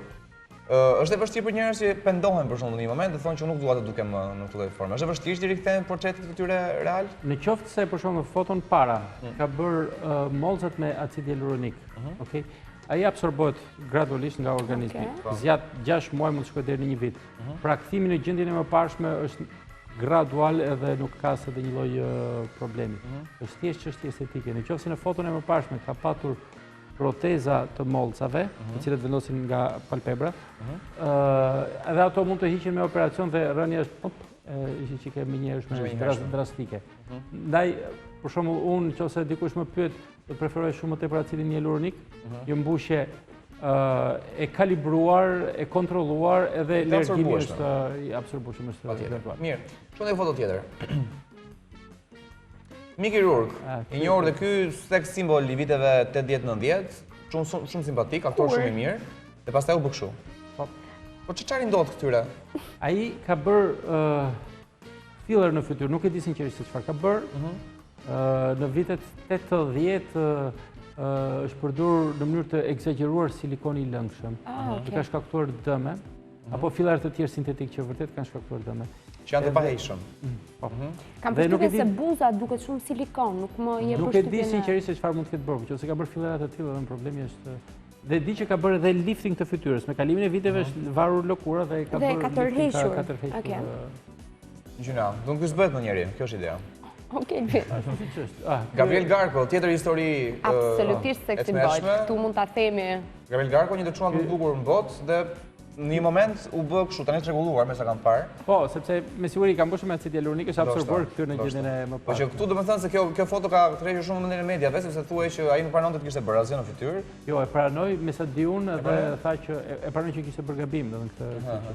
Ai ka patur gjithmonë një fytyrë të hequr, pa mollza. Pa mollza. Por shumë i bukur, shumë Sensual. sensual ka qenë edhe është akoma Garko. Nuk e di se ç'i shkrepi në mendje që bëri një diçka të tillë, por shiko, acidi hyaluronik tani është si puna e një thike që ndodhet në duart të dikujt. Dikush e përdor për të prerë bukën, dikush për të therrur njerëzit, a kupton, për të bërë dëme. Tani, me siguri ka bërë tek një kirurg që s'besoj se ka qenë i fundit fare, që e njeh zanatin e tij, e njeh se si ti bëj injeksionet e të gjitha. E ka trashur muhabetin në thonjza në sasin që ka bërë. Dhe më vjen çudi sepse mund të injektosh sa të duash. Injekton pak, shikoje veten, duku pas një muaji të shohin, të pëlqen s'të pëlqen, po shtojmë diçka më tepër. Pasi ka shkuar gjithkohës, Se janë 3 herë muaj. Ta teprojmë bum edhe Ja, këtu për shkakun nëse e shohim në mendje, të paktën unë me syrin tim çfarë vëre, se unë des për këto gjërat. Duket sikur ka filler në mjekër, ka mollzat që ka injektuar. këtu në mollza po, në mollza. Ka botox sepse syti ka shumë të I ka shumë si të tërhequr, i ka shumë jo natyral. Mund të ketë botox sepse nuk i shoh rrudha këtu duke qeshur, është duke qeshur fort dhe nuk i shoh rrudha anash. Balli nuk di se të them, duhet ta shoh në lëvizje. Që është vetëm foto. Po mollzat është e sigurt që i ka prepur. Shkojmë tek foto tjetër nëse kemi. Ja, kjo pastaj është një vjetër histori që të gjithë e kanë përfolur domos vitet 90, e bia e famshme Mara Xhait, filmi që gjithë shqiptarët e kanë pas parë, edhe Taylori Beautiful, që e ndjekin edhe akoma njerëzit, u bën në një farë pike shtu, ka një shenjë në faqe të tmeshme që nuk e di pse ka atë shenjë. E ka bërë e sigurt që ka bërë hundën një dhe ka bërë edhe lifting të fytyrës dhe filler në fytyrë. Filler mund të jetë edhe thjesht dhjami vet që mund të ketë vendosur tek mollzat. Lifting i fytyrës.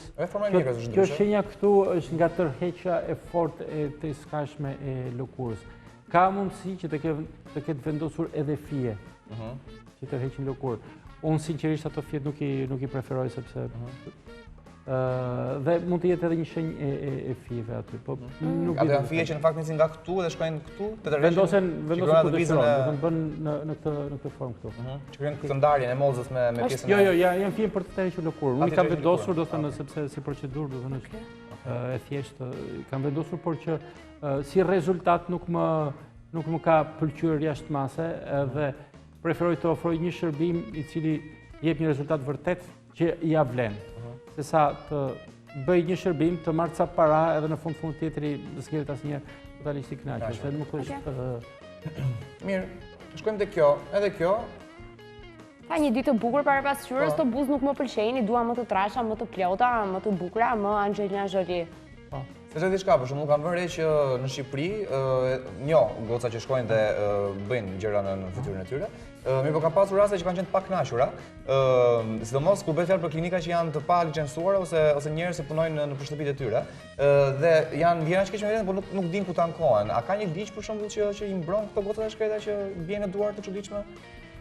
Sinqerisht nuk e di nëse ka një kuadër ligjor të definuar të përcaktuar saktë në Shqipëri që ndalon gjëra të tilla. A kënos një kontratë për shumë pacientët kur vinë?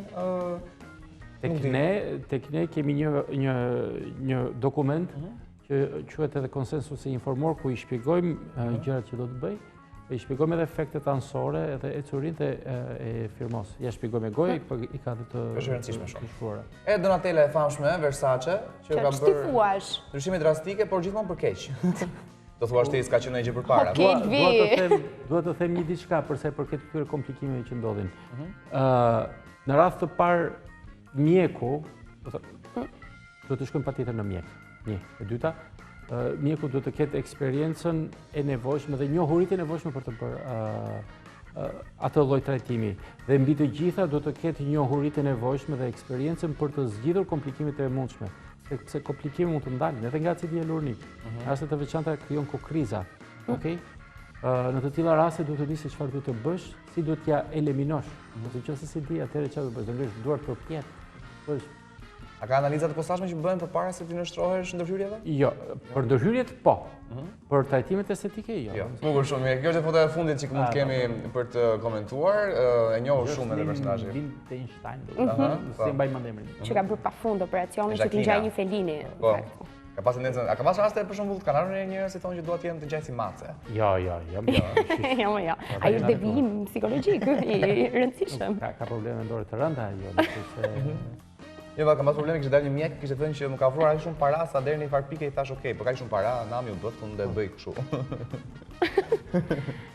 Ka bërë një kapolavor, një punë shumë të mirë, Dhe që pas këtij kapolavore kam përshtypjen që kanë shkuar shumë njerëz të tjerë në duart e këtij mjeku. Ai me siguri ka thënë, "Dgjoj, më jep para, po të transformoj, po mos thoj se kush e ka bërë." Nuk ka bërë për reklam fare. Doktor, shumë faleminderit, ishte vërtet kënaqësi që të bëni këto pyetje që në fakt kanë kuriozitet gjithë njerëzit. Faleminderit juve dhe është kënaqësi sepse u kënaqa do i bëri dorgallat. Po kur shumë ja mbyll shihemi së shpejti sepse Dr. Skerdi ka gjithmonë të reja për ju, por për gjithë ju që ende ndoshta s'keni bërë follow, bëni follow te Instagrami zyrtar i Dr. Skerdit për të parë gjithë kohës, jo vetëm gjëra që kanë bënë me ju personalisht, por edhe me të rejat më të fundit nga bota e lezetshme e estetikës dhe kirurgjisë plastike. Kështu që ne shkëputemi tani.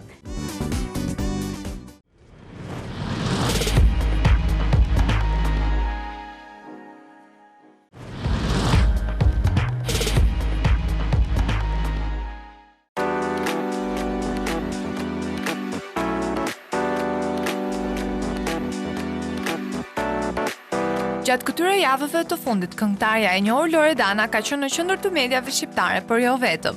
Ajo është përballur me akuza nga më të ndryshmet për shfatje parash, përmendim këtu ndër të tjerë rastin e çiftit zviceran që u përfol aq shumë.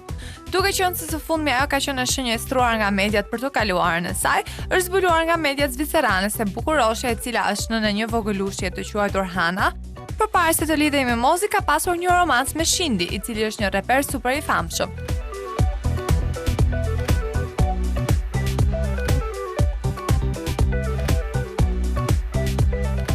Ky i fundit thuhet se është një reper tepër i suksesshëm gjerman dhe numëron një numër të lartë fansash nga gjithë bota. Romanca mes Loredanës dhe Shindi ka qenë e fshehtë dhe të dy janë munduar që ta mbajnë larg syrit të mediave.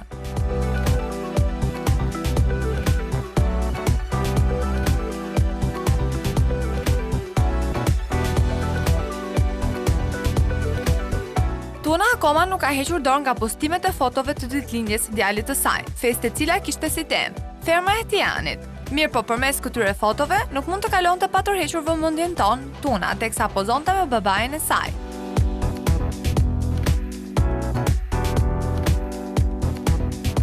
Këngëtarja rradh të ndaj me publikun antarët e familjes, pasi preferon që t'i mbaj larg vëmendjes së medias. Gjithsesi kësaj here ajo është treguar bujare me ne. Me demin tim të preferuar, ka shkruar Tuna duke na treguar kështu edhe shenjën e horoskopit të babait të saj. Dukshëm Tuna se i diu ka një ngjashmëri me babain, sidomos tek zona e syve. Shaban Sejdiu është një emër jo pak i njohur pasi cilësohet si kampion olimpik në mundje dhe një legjendë në këtë fushë.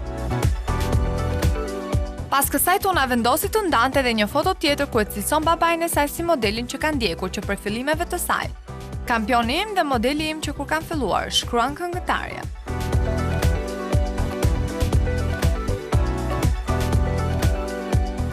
Ai sapo është ndarë nga një lidhje e bujshme me modelen më të njohur Naomi Campbell, dhe ajo i dha fund lidhjes me aktorin Andrew Garfield, pasi ky i fundit kërkonte privatësi.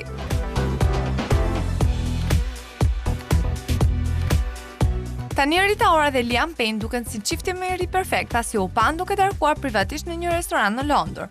Me fustanin e saj elegant që ekspozonte këmbët dhe shpinën, Rita Ora 28 vjeçe duke të jetë në formë mbrëmjen e djeshme.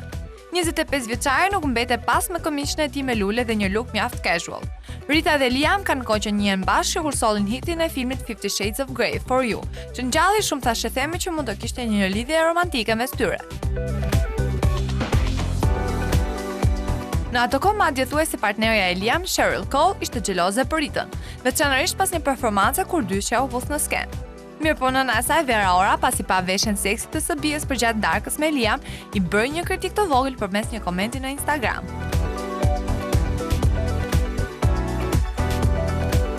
O jo, voglushe, do ftohesh ashtu, shkruan e ëma e këngëtares shqiptare.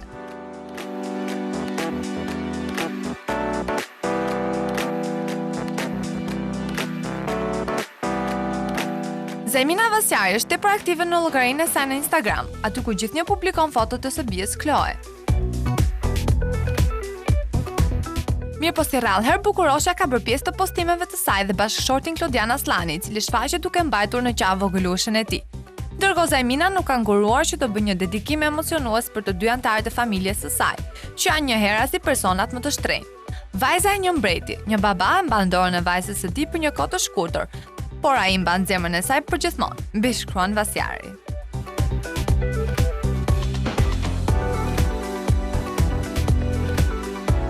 Reperi shqiptar Gashi, fama e të cilit është botërore, së fundmi ka gdhendur një tatuazh në trup kushtuar Kosovës. Vendlindjes së tij, mirëpo ndjekësit kanë një kritik të madhe për të. Reperi publikoi një foto të tatuazhit në llogarinë e tij në Instagram, duke treguar një herë rastësi është dashur të depilojë qimet e barkut për të realizuar tatuazhin për Kosovën. Ndërkohë menjëherë kanë vëshuar komentet e shumta plot kritika. Pjesa më e madhe e komenteve janë të tipit: duhet ta shkruaje Kosova në shqip, jo Kosovo në anglisht. Po ashtu nuk ka munguar dhe një tjetër koment nga një ndjekës i cili shkruan: Kosovo është një emër serb, jo shqiptar. Emri i vërtet i Kosovës është Dardania. Kosovo të thot mëllenj, zogizi, kështu që po t'i mba një emër serb tatuazh në lëkurën tënde. Pas komenteve të shumta, Gashi duket se ka zgjedhur që të injorojë secilin prej tyre, duke qëndruar në heshtje të plotë.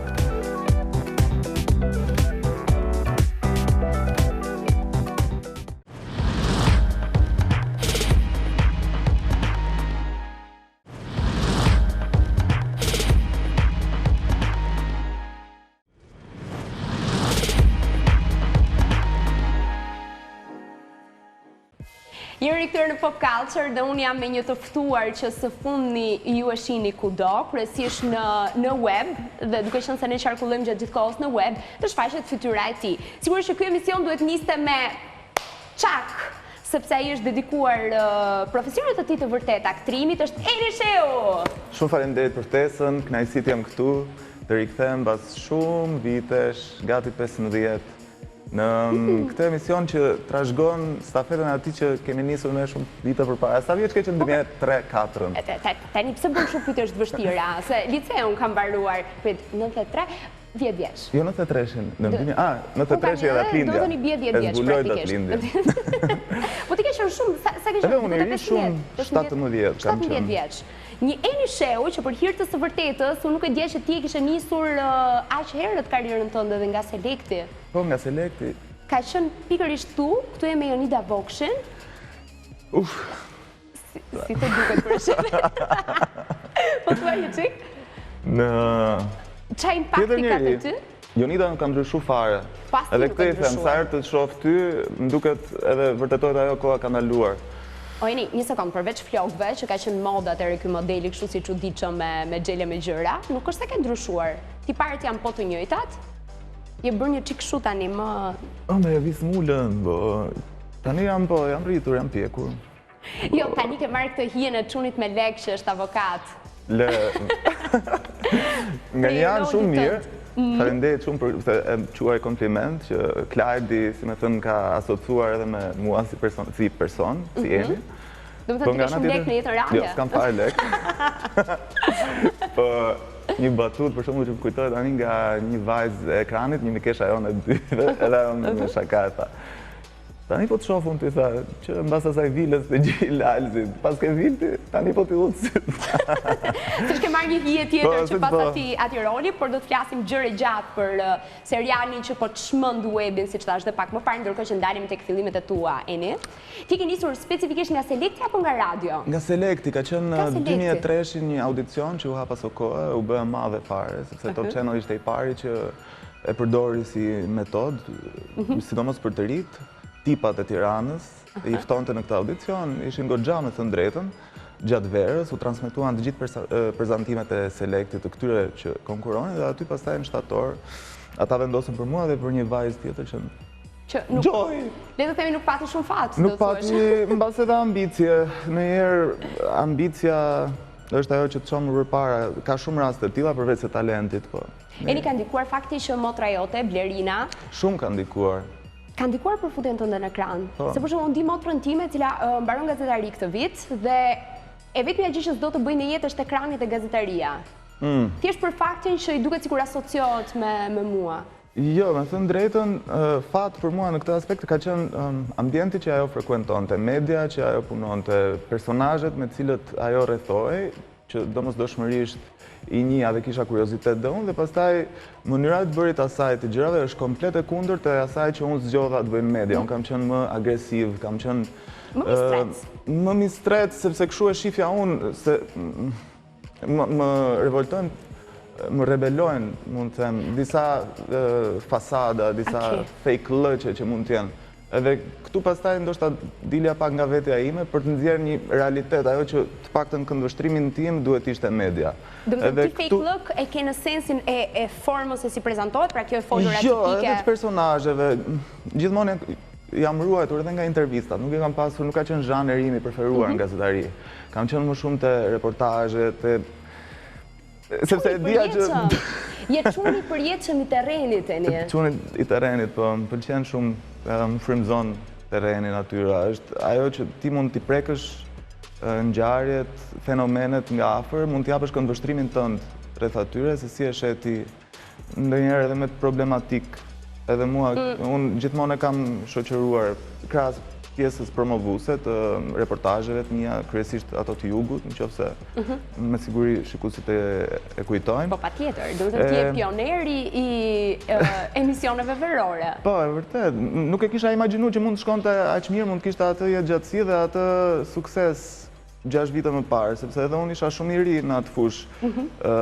Ishte si të hedhësh një person në një thellësi shumë madhe dhe ti thuash mëson not tani, po ja dola. Praktikisht mori një mikrofon, dole buzë detit dhe the të dali që të dali. Po, jo të dali, po duhet të dali, se kishe çdo ditë gjysmore dhe duhet ta mbushje, po duhet vrisje veten, do mbytesha. Eni tani pyetja e gjithë njerëzve, që unë jam e bindur të gjithë të ndalojnë përveç faktit të personazhit që ti ke në serial, të ndalojnë dhe të pyesin, Eni po afron vera? Pavarësisht se shi dhe duket që më ndjesh, po afron vera? Do të jetë Eni pjesë e një formati televiziv veror? Ka qenë një nga eksperiencat më të bukura, që i kam shijuar më së shumti gjatë këtyre viteve. Mendoj që ja kam arritur edhe ti e zauroj, më thënë më shumë dhe më mirë njoh jugun se sa edhe Tiranën e njoh natyrisht. Megjithatë veriun kam mbetur pa parë. Nga, siç po thoya edhe pak më përpara, problematikat kanë qenë gjithashtu objekt ose në pasqyrim të reportazheve të mia. Dhe ndonjëherë, dhe sot e kësaj dite që shoh prapa dhe them, ok, unë kam ngritur këtë problematik në jug, për këtë që mungon, për një shumëllojshmëri temash, dhe kam parë që nuk është bërë ose nuk është punuar në atë drejtim. Pra, unë kam promovuar një turizëm tani që mendoj gati edhe imagjinar, duke menduar që unë, ok, po e promovoj këtë, është një bukurie e natyrës e falur e ardhur nga Zoti, po ne njerëzit çfarë po bëjmë për këtë? Dhe kur shoh që nuk ka investime, nuk ka një kujdes që duhet qoftë edhe bizneset, po qoftë edhe qeveria për ta mirëmbajtur ose për ta promovuar turizmin ton, më vjen, është një keqardhje e brendshme, është një gjë që është i lidhur pafund me ato copës Shqipëria. Jam shumë i lidhur shpirtërisht. Praktikisht sikur, nuk e di, për ne që punojmë me kamera gjithë kohës, ti e vendos kamerën në një cep që duket bukur ai deti, po ta çosh pak më këtej ke një thes me plera. E vërtet, kjo është pak a shumë në aspekt imazhi ajo që po thua. Besoj që kjo, përveç anës që jam e zauruar, si më thënë, nuk është se ka ndonjë gjë më të bukur. Aty ndodh pothuajse për vite njëjta gjë, kështu që domethënë nuk të mungon. Joshte më shumë veriu. Veriu nuk e kam prekur, jam shumë i etur për të zbuluar gjëra të reja, përvoja të reja, kështu që pse jo, nëse do ishte një propozim për të promovuar në ekran në një format të ngjashëm veriun, do isha shumë shumë i hapur. Është ide e lezetshme se përgjithsisht veriu duket sikur është lënë pak në arrest krahasuar me jugun. E vërtet, kështu që do doja të jepja kontributin tim në këtë drejtim. Dhe normalisht jam shumë interesuar unë personalisht me profilin tim të gazetarit ose me atë ndjesitë edhe të dhënat e mia për ta zbuluar nga ana gazetareske atë bukurinë natyrore, pra për t'i dhënë edhe unë atë prekjen time siç i kam dhënë jugut. Eni, çfarë duhet të ndodhte që ti të futesh në një studio? Çfarë propozimi duhet jetë? Çfarë duhet ketë specifik që ti të duhet ketë një skenarist shumë të mirë. Edhe kaq. Edhe kaq. Do të kaq e thjeshtë është. Po, sepse gjatë këtyre viteve jam mësuar që i kam bërë vetë gjitha gjërat, edhe është stërmundim. Domethënë diku sa do i aft mund të jesh, do të çalosh. Në një moment apo në një tjetër ti do jesh zbuluar, do dalësh zbuluar. Nuk mund ti përballosh gjitha detyrat ti. Këtu në Shqipëri fatkeqësisht televizionet ose edhe vetë gazetarët, nuk e di, në rastin tim shpeshherë ka marrë përsipër për t'i bërë vetë të gjitha. Televizionet abuzojnë pak të kjo pjesa që merre këtë kamerën dhe vrit veten. Po jo, vetëm një skenarist që unë të mendoja gjërat e tjera për anën më estetike dhe për paketimin, le të themi. Vizive, po, dhe ai të mendonte për thelbin për kontentin. Dhe me që flasim për anë vizive dhe estetike, sigurisht duke bërë një emision veror, ku ti nuk del me lëkure, duhet kesh edhe fizikisht një truf të palestruar. Po thua që nuk e heq do të gjykën lëkure. Po them që ti mund të heqësh edhe vetë bluzën. Eni, ti e futur fuqishëm palestrës. Do më thënë, sa herë të takoj ty, her pas herë kemi një bisedë ose kam baruar, ose po ikim palestre. Kemi bisedë palestre, gjithmonë shoh me çantë palestre. Po, ka qenë fiks ai edicioni veror, sepse mbas vitit parë, ku unë pash, ja, si me qenë të selekti, se këtë fizionomi kam, që jam i dobët nga natyra, shifja veten edhe thoja diçka mungon, okej, jam i pari që po eksploroj këto bukuri natyrore me kamera, është fat. Po çfarë do jap unë nga vetja ime këtij emisioni? Tani ca musku i do njeriu ti shoh. I duan njerëzit se. Me thënë drejtën nuk është ndonjë qef i madh palestra, domethënë. Shiko, kam fol me Kamila Islamaj. Kamila më thotë që palestra është absolutisht antistres dhe nuk e bëj për fizikun, se sa e bëj për mendjen. Më duket sikur më pastron mendjen dhe për këtë që merren shumë me palestër, thonë sikur shfryn natin. Akumuloj dhe shfryn palestër. Ndodh? Po, jo, shumë e vërtet. Domethënë, është e kotë, është e vërtetuar shkencërisht kjo. Megjithatë, se do kem një vyeshmëri, prandaj ata ngacmova këtë pikë. Jo, e di çfarë po mendoj, sepse ajo që unë po bëj prej shumë vitesh tashmë janë veglat. Palestër me vegla, me pesha të lira që nuk është dhe aq argëtuese. Okej, ka këtë pjesën që ty të shfryn negativitetin, po është e mërzitshme si proces, domethënë që ti të rish një orë aty dhe ul pesha, ngri pesha, vër këtu, vër atje. Mund të ketë, ka sporte shumë argëtuese nga ana shpirtërore, që ty mund të përfitosh të dyja, po. Edhe nga ana shpirtërore, edhe nga ana fizike. Po, kam përshtypjen që duhet isha pak më i ri për t'i nisur këto. Tani bollja me pesha. Si boll tani, domethënë unë pash aty 17 vjeç që je një lloj si atëherë në Select, përveç se kanë ndryshuar modeli flokëve.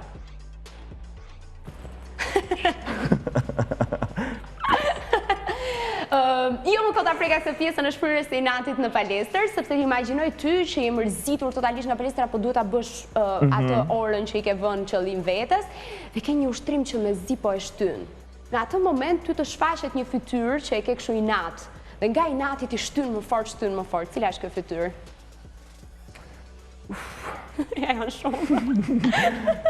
Jo, di qa, në palesë mundohem që ti jam sa më i përqendruar tek ushtrimet, sepse është me shumë rrezik. Domethënë janë pesha goxha të forta ato që ty nëse tikën nuk e ke mendjen vend, tikën të fluturon për një moment ose imagjinon atë fytyrën e keqe për shembull, po themi, mund të psosh lëndime, kyçi, shpatula, duhet të jesh shumë i përqendruar.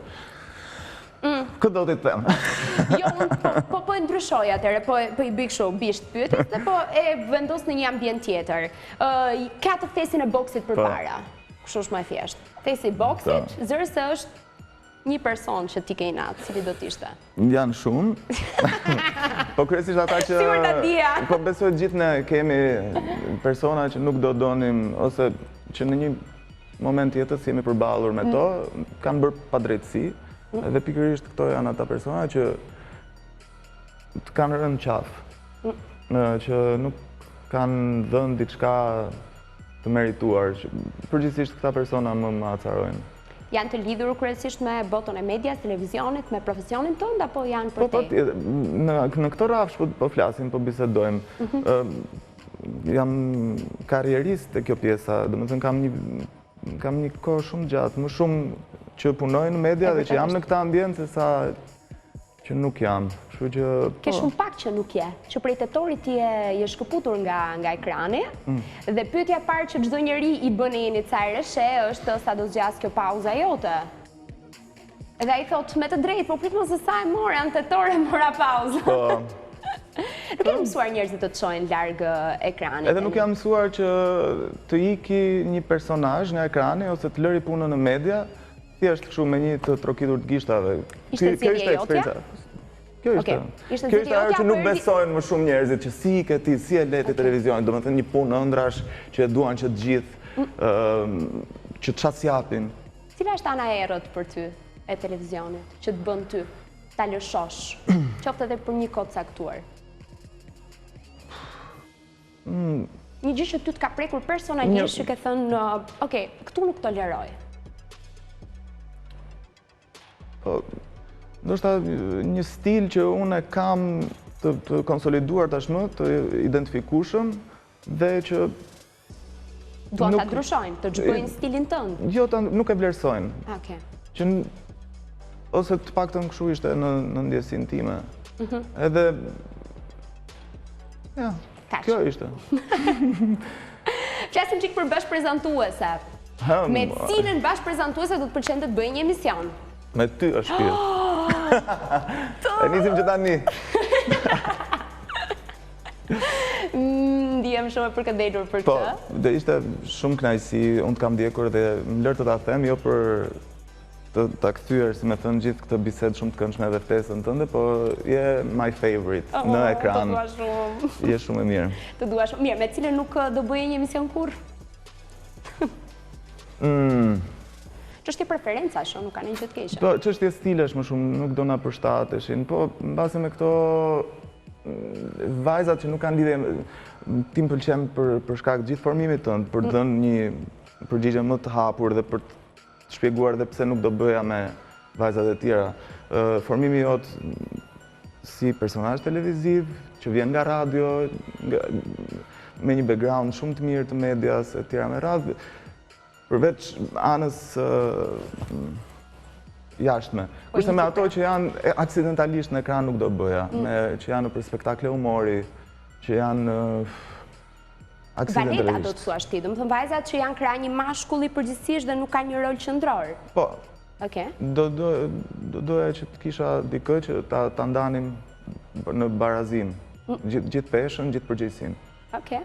Nuk e di pse, në këto thashe themet, ndonjëherë edhe Gojliga që kam dëgjuar vërdall, është krijuar përshtypja që Eni Shehu do të ketë vëmendjen të gjithën për vete dhe vajza do të jetë thjesht aty krateja. Kështu më kanë thënë disa. Ajo është perceptim, besoj, nuk është kështu. Nuk është kështu. Nuk më rezulton, sepse gjithmonë ke ideja që flitet vërdall, vërtet njerëzit e televizionit janë vanitos, po meshkujt e televizion thonë janë më vanitos se vajzat. Mbase jam rigoroze, dhe kjo ndoshta shpjegon gjithë këtë pjesën e pretendimeve. Jam rigoroz, punën e kam bërë gjithmonë me rigorozitet, jam përkushtuar dhe normalisht kam ato meraqet e mia, si çdo në fund ditës isha një prodhues dhe kisha meraqet për çdo nga personi, për çdo hall këtë gjithë prodhimi televiziv.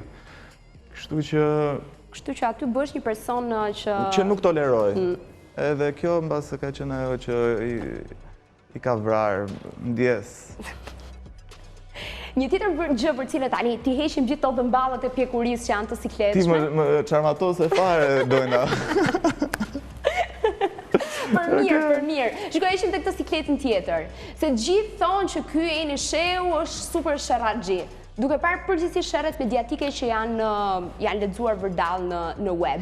Gjëja e parë që mendova është në këtë vit pushimi, vit gjithmonë sezonale, televiziv, se s'është bërë viti ende nëse e marrim nga tetori, ke reflektuar, ke ndryshuar, çka ka ndodhur me ty? Ke menduar për ato përplasjet që ke patur her pas here në media?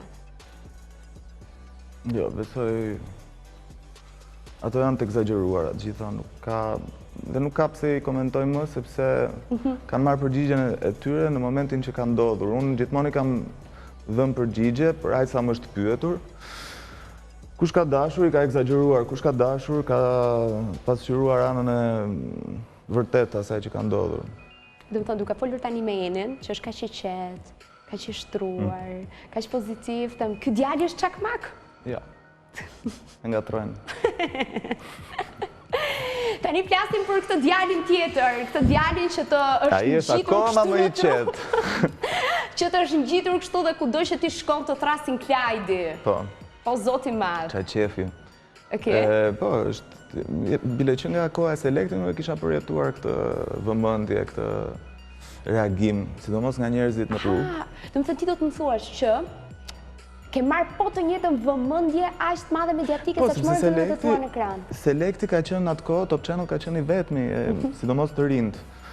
Edhe një televizion shumë avangard, modern, ne ishim po aq, domethënë në të njëjtën frymë. Edhe ishim, si më thënë, pasqyra e rinisë shqiptare dhe ata që frymëzonin të tjerët. Edhe ishte pak a shumë, po është e njëjta paralelizëm edhe sot. Unë jam me mosh më i madhi, Klajdi, po janë kastit tjerë që janë po ashtu aq të ndjekur. Këtë të marrin të keqen ty njerëz, se ti mund t'jesh më i madhi, po s'dukesh fare si më i madhi aty. Love Likes Tirana është seriali që po bën nami, siç u thash edhe pak më parë në web, prodhuar nga Anabel Hostel. Ti këtu ke rolin e djalit të pasur, të mirë shkolluar, avokat, do të thënë gjyshja ime që të fus pak në brendi, kur isha më e vogël më thoshte, të keshe nëna o mjeko avokat. Dhe thoshte avokat me u, se nga përmeti. Nga brezi. Kështu që je tipikisht djali që çdo vjerë do të ëndërronte të kishte. Sa të ngjan Klajdi? Nuk e dia do donte çdo vjerë që burri i mbesës vet të trahtonte me. Po këto si intereson, një sekond, se jetojmë një shoqëri shqiptare, ku këto gjëra nuk interesojnë fare, rëndësi ka fasada, që ai është avokat, ka para dhe ka vilën lalës. Ka vilën lalës, e vërtet. Ka klient italian që merren me kromin. Kupton, edhe me të jashtëmit. Me të jashtëmit. Sa bashkohesh me Klajdin? Okej, unë personalisht që të njohëm duket sigur fare. Fare, jo, nuk ka lidhje fare. Është puna e skenarit që të tregova pak më përpara. Dalina Buzi ka bërë një punë shumë të mirë edhe unë jam munduar që ta përthith gjithë personazhin që ishte i shkruar në skenar. Edhe ka dalë Klajdi, nuk do me thënë modestisht mund të them që Klajdi është mishërimi i skenarit të serialit. Ajo që kam parë unë në shkrimin edhe në sepse është i zbërthyer shumë mirë si personazh, është goxha ka një linjë të qartë. Ka një linjë shumë të qartë. Ka një linjë shumë të qartë. Gjithçkaje, pra nëse nuk ka një Klajd nuk funksionon asnjëra nga personazhet e tjera. Është goxha i thellë si këtu në gjetë të bëj një kompliment, sepse pash serinë e parë dhe thash më në fund një aktor i ri i cili nuk del në për role kinematografike sikur po reciton Hamletin. Se zakonisht i kemi shumë të impostuar aktorët, përgjithsisht ata që vinë nga Akademia e Arteve, vinë shumë të impostuar. Ti se ke këtë gjë? Po, nuk mund të recitoj Hamletin unë kur më kapin me preshën dorë. S'ke parë sa ti që e dashur. Gabosh, nuk është ashtu si ç'duket. Dhe kur flasim për tradhti, sigurisht që bie edhe mikrofoni, ndodh gjithçka në studio, por për pak rëndësi ka. Vazhdoj të fokusohej tek personazhet, tek Klajdi, është ky binomi mes Deas dhe Megit. Zoe dhe Luna po në role. Zoe dhe Luna po në role. Ti si je qëndur me gocat? Dhe për te rolit? Me gocat shumë mirë, kanë qenë goxha bashkëpunuese, të prirura, se ndonjëherë është edhe çështja se sa do ti ta bësh atë, ose sa do ti ta luash. A shpëtë për një gjë të re që ti se di se si do shkoj? Eksperienca e tyre e parë. shumë të bashkëpunuese, siç thash, të dëshiruara për të futur edhe për ta bërë me gjithë shpirt atë. I pëlqenin rolet e tyre, Dalina e ka shkruar sipas karakterit, domethënë deri diku që mos kishte shumë ndryshime emocionale, e tjera, domethënë mos ishte diçka profesionale, si nëse flasim në aspektin e aktrimit. Për mua të thash, ka qenë shumë e bukur eksperiencë. Unë jam nga ato aktor, ose të paktën si gjithë aktorët e tjerë të shkollës tonë që... Ti ke shumë problematik me zyshat, me qëra fjale? Si të gjithë, Si Se do të nxjerrësh problematik. Ky aktor që nuk imponohet, thash, në atë mënyrë klasike. Shiko, aktorët janë të çmendur. Domethënë, po, edhe ata që japin sin aty, dikur aktorë kanë qenë, kështu që edhe ata të çmendur janë. Ose kanë qenë. Kështu që, po jo, duhet të them që me Klajdin kam qenë në një lloj karantine që jam izoluar vetëm me personazhin derisa ai ta unë, unë ta ai, po. Si përfundim u bët një mishmash i madh. Bashkë, të dy, kështu që doli kjo që doli. E një ka patur një skenë që të ka pëlqyer më shumë se të tjera ata xhiroja? Një skenë që do e veçore? Kryesisht skenat që kanë një lloj ngarkese profesionale, artistike profesionale, më pëlqejnë se janë sfidë. Për shembull, një kalim nuk është më tepër çarje koke, kur i thonë, ose angari. Po për shembull, skena e ndarjes nga jeta të mamas Klajdit ishte vërtet sfiduese, edhe skena e finales është goxha e fortë. Është xhiruar dhe ajo. Ne më presim. Episodi 17. Po, dhe ajo është goxha e fortë. Po përgjithsisht këto skena që kanë një emocion momental aty që ti e përjeton atë dhe e luan. Për ta përsëritur nuk e përsëris dot, sikur... okej. Jo, nuk... është krijim nga fillimi. Më tregon një çik në shtëpi tani. Si e shohin? Mblidhen të gjithë bashk apo secili me ato laptopet e veta sa jot? Jo, me telefon e shohin. Do t'i film më të mirë, do me thënë një telefon kaq. Me një telefon e shohin të dy prindit. Qa thonë? Unë çuditem se sa shpejt dhe kur është në fund e kanë kuptuar të gjithën, sepse mendoja në fillim është shumë për rini, edhe fjalori që përdoret aty, po, edhe personazhet, zhargon, po, edhe personazhet janë brezi ri, nuk besoja se do kuptoheshin nga më të vjetri. Po janë pikë. Janë pikë. Te kjo pjesa, domethënë që pyesin gjithçka që ja vlen të pyet. I ke prindrit kështu suportues shumë, apo i ke nga këto prindrit që fillojnë, pse e ke bërë këtë? Nuk është se ke dalë mirë këtu. Kjo nuk është ashtu se duhet. Jo, vetëm duan që të kem kujdes për ato problematikat e mia, po janë shumë suportiv. Vetëm këto kujdes këtu, kujdes aty, po si çdo prind kam përshtypjen, jo në një gjë shumë e veçantë apo alarmante. Po motra, po Blerina. Të them një sekret, po nuk e di. Nuk do e besosh, Blerina nuk ka parë asnjë seri. Blerina për president. Nuk di, do më thëmë praktikisht motra nuk unë të shoh serin tënde, pse? Po pse se ka parë? Nuk e di. Nuk i të rejsh kjo bota kështu web, seriale, konceptualisht? Jo, shumë ngarkuar me thënë drejtën. Një herë që nuk e di pse. Ose e ka parë dhe nuk më thotë që do e pres deri në fund, pastaj do i shoh të gjitha. Okej, mirë. Ose, po, asnjë vretje nuk më ka dhënë. Edhe aty do të vi me bombardime, pasi kam mbaruar, se kështu ndodh zakonisht. Shpresoj që skeça bën hiç, edhe thonë, kjo s'është shuk, këtë se ke bërë kështu. E di se çfarë do thotë kesh një motër. Eni, do të pëlqente të prezantoj ekran motrës tënde? Po, shumë. Për shumë, s'do hiqe qafe këtë Arbër Çepani. Jo, emisionin e mëngjesit. Me Arbrin jemi rritur ne. Okej. Me Arbrin e kemi në pallat. Okej. Ka qenë shoku im i fëmijërisë. Të më thënë një pallat që prodhonin në shehun, Arbër Çepani, Blerina shehun. Ku është ky pallati aty? Mislim se... Por kur një emision mëngjesi? Si është kjo puna? Nuk zgjosh dot mëngjes apo s'të pëlqen? Jo, mund të ishte edhe një emision mëngjesi, po jo atë që e ka nisur Arbri me Blerinën. Ndoshta diçka tjetër, duke e ndryshuar pak, duke e sjellë te stili im. Blerina është shumë e mirë dhe si produse te pjesa skenarit që unë të përmenda, mund t'i bënte ajo pjesën. Do me thënë ti, e ke skenaristën? Po. S'ke programin? Po.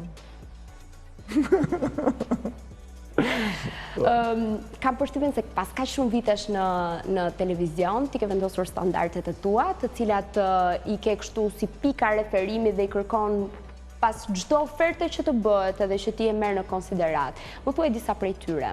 Pagesa për shembull, është një kriter i yti që nëse pagesa nuk është e mirë, unë nuk e bëj.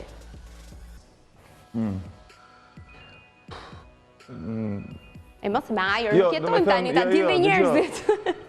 Patjetër që pagesa është shumë e rëndësishme. Por asnjëherë për të, domethënë nuk do bëja një produkt ose nuk do merrja përsipër një projekt në një logo jo serioze, vetëm për shkak të pagesës, me bashkëpunëtor jo serioz, vetëm për shkak të pagesës, një profil që nuk më shkon, që nuk e kam timin, vetëm për shkak të pagesës. Pra janë disa kritere përpara derisa të arrim të pagesa. Gjithmonë kam qenë i vlerësuar për pagesën, nuk duhet më huar kjo pjesë. Nuk kam pasur ndonjëherë ankesa. Ose kur kam pasur, i kam zgjidhur, nuk ka qenë asnjëherë problem. Një arsye tjetër pse unë kam shumë Xhanin i sheun, është fakti që ai e preku dhe pak më parë pjesën e radios.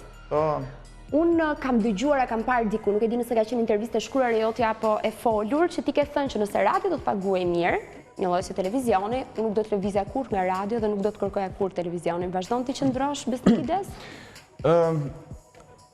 Doja shumë që radio të kishte evoluar, siç ka evoluar jashtë. Dëgjuesit e radios janë besnik, po edhe brezat e rinj që vinë vazhdojnë me të njëjtën frym nga prindrit e tyre. Emisionet jashtë janë me vite të tërë, prezantuesit rrallë ndryshojnë, kanë atë profilin e vet në radio, ama teknologjia që është sot e kësaj dite mediat sociale e tjera janë integruar bashkë me radion. Studioja nuk ka lëvizur, është pothuajse i njëjti ambient viziv, ajo ngrohtësia që një studio radio ta garanton. Janë ato kufjet ku të vjen zëri jot. Ai është emocioni më i papar, ku ti dëgjon zërin. Po se normale, thua ti se ke zërin e bukur. Jo, besoj gjithë, kur thonë me radio është magji, besoj... Radio është vërtet magji, po. Këtë kanë parasysh, se qa, të rish në një dhomë, edhe të kesh një mikrofon para, nuk është një magji e madhe, vetëm kur të vjen ai zëri jot. Kështu që mirë që nuk po na jep një datë ktimi në ekran, duhet na japësh një mundësi të paktën të dëgjojmë në radio? Me shumë qejf. Oh, do të thënë me radio je gati të kthesh. Me radio jam shumë i gatshëm të kthe, më kam marrë malli. Eni ishte vërtet shumë kënaqësi të të kisha, edhe për një arsye tjetër, për faktin se ky është Eni Sheu që unë njoh, ai është një sheu i qetë, ai është një sheu larg skandaleve që her pas here edhe i vën kështu i hedhin benzin zjarrit përgjithsisht nga media dhe portalet. Kështu që qefi i madh edhe dua të të shoh në film si po ecin ndërkombëtarët. Ka pasur vetëm një premier, uroj që dali dhe të ketë edhe i rrugtimin e tij edhe njerëzit ta shohin, sepse me këto vlerësime që ka marrë si aktor, duhet ta marrin vesh gjithë, domethënë. Ja aktori. Jam proud për veten, jam krenar. Ja aktor dhe duhet të vazhdosh, unë të këshilloj në këtë rrugtim. Shumë faleminderit edhe gjithë ju që na ndoqët. Ta bëjmë mbylljen? Bëhet mbylljen, bëhet shkëput, por nuk e kemi mbylljen fare. Vetëm publicitet ka, pas pak me dojnë në këtu në Pop Culture. Shkëputemi kështu.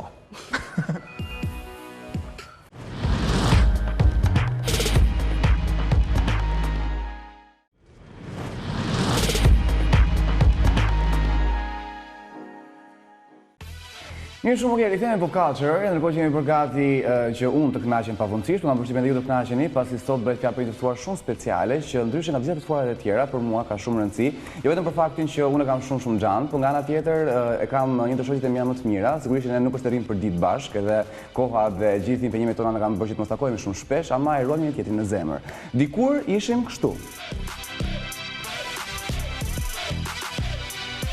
Tani jemi kështu. Të lezetshëm? Shumë. Ajde sikur për lotën, e? Jo, se bëj do të se do e bësi të ajo izraelitja që qau kot? Se paguaj se qante? Ajo vogla? Jo, ishte një gjatë.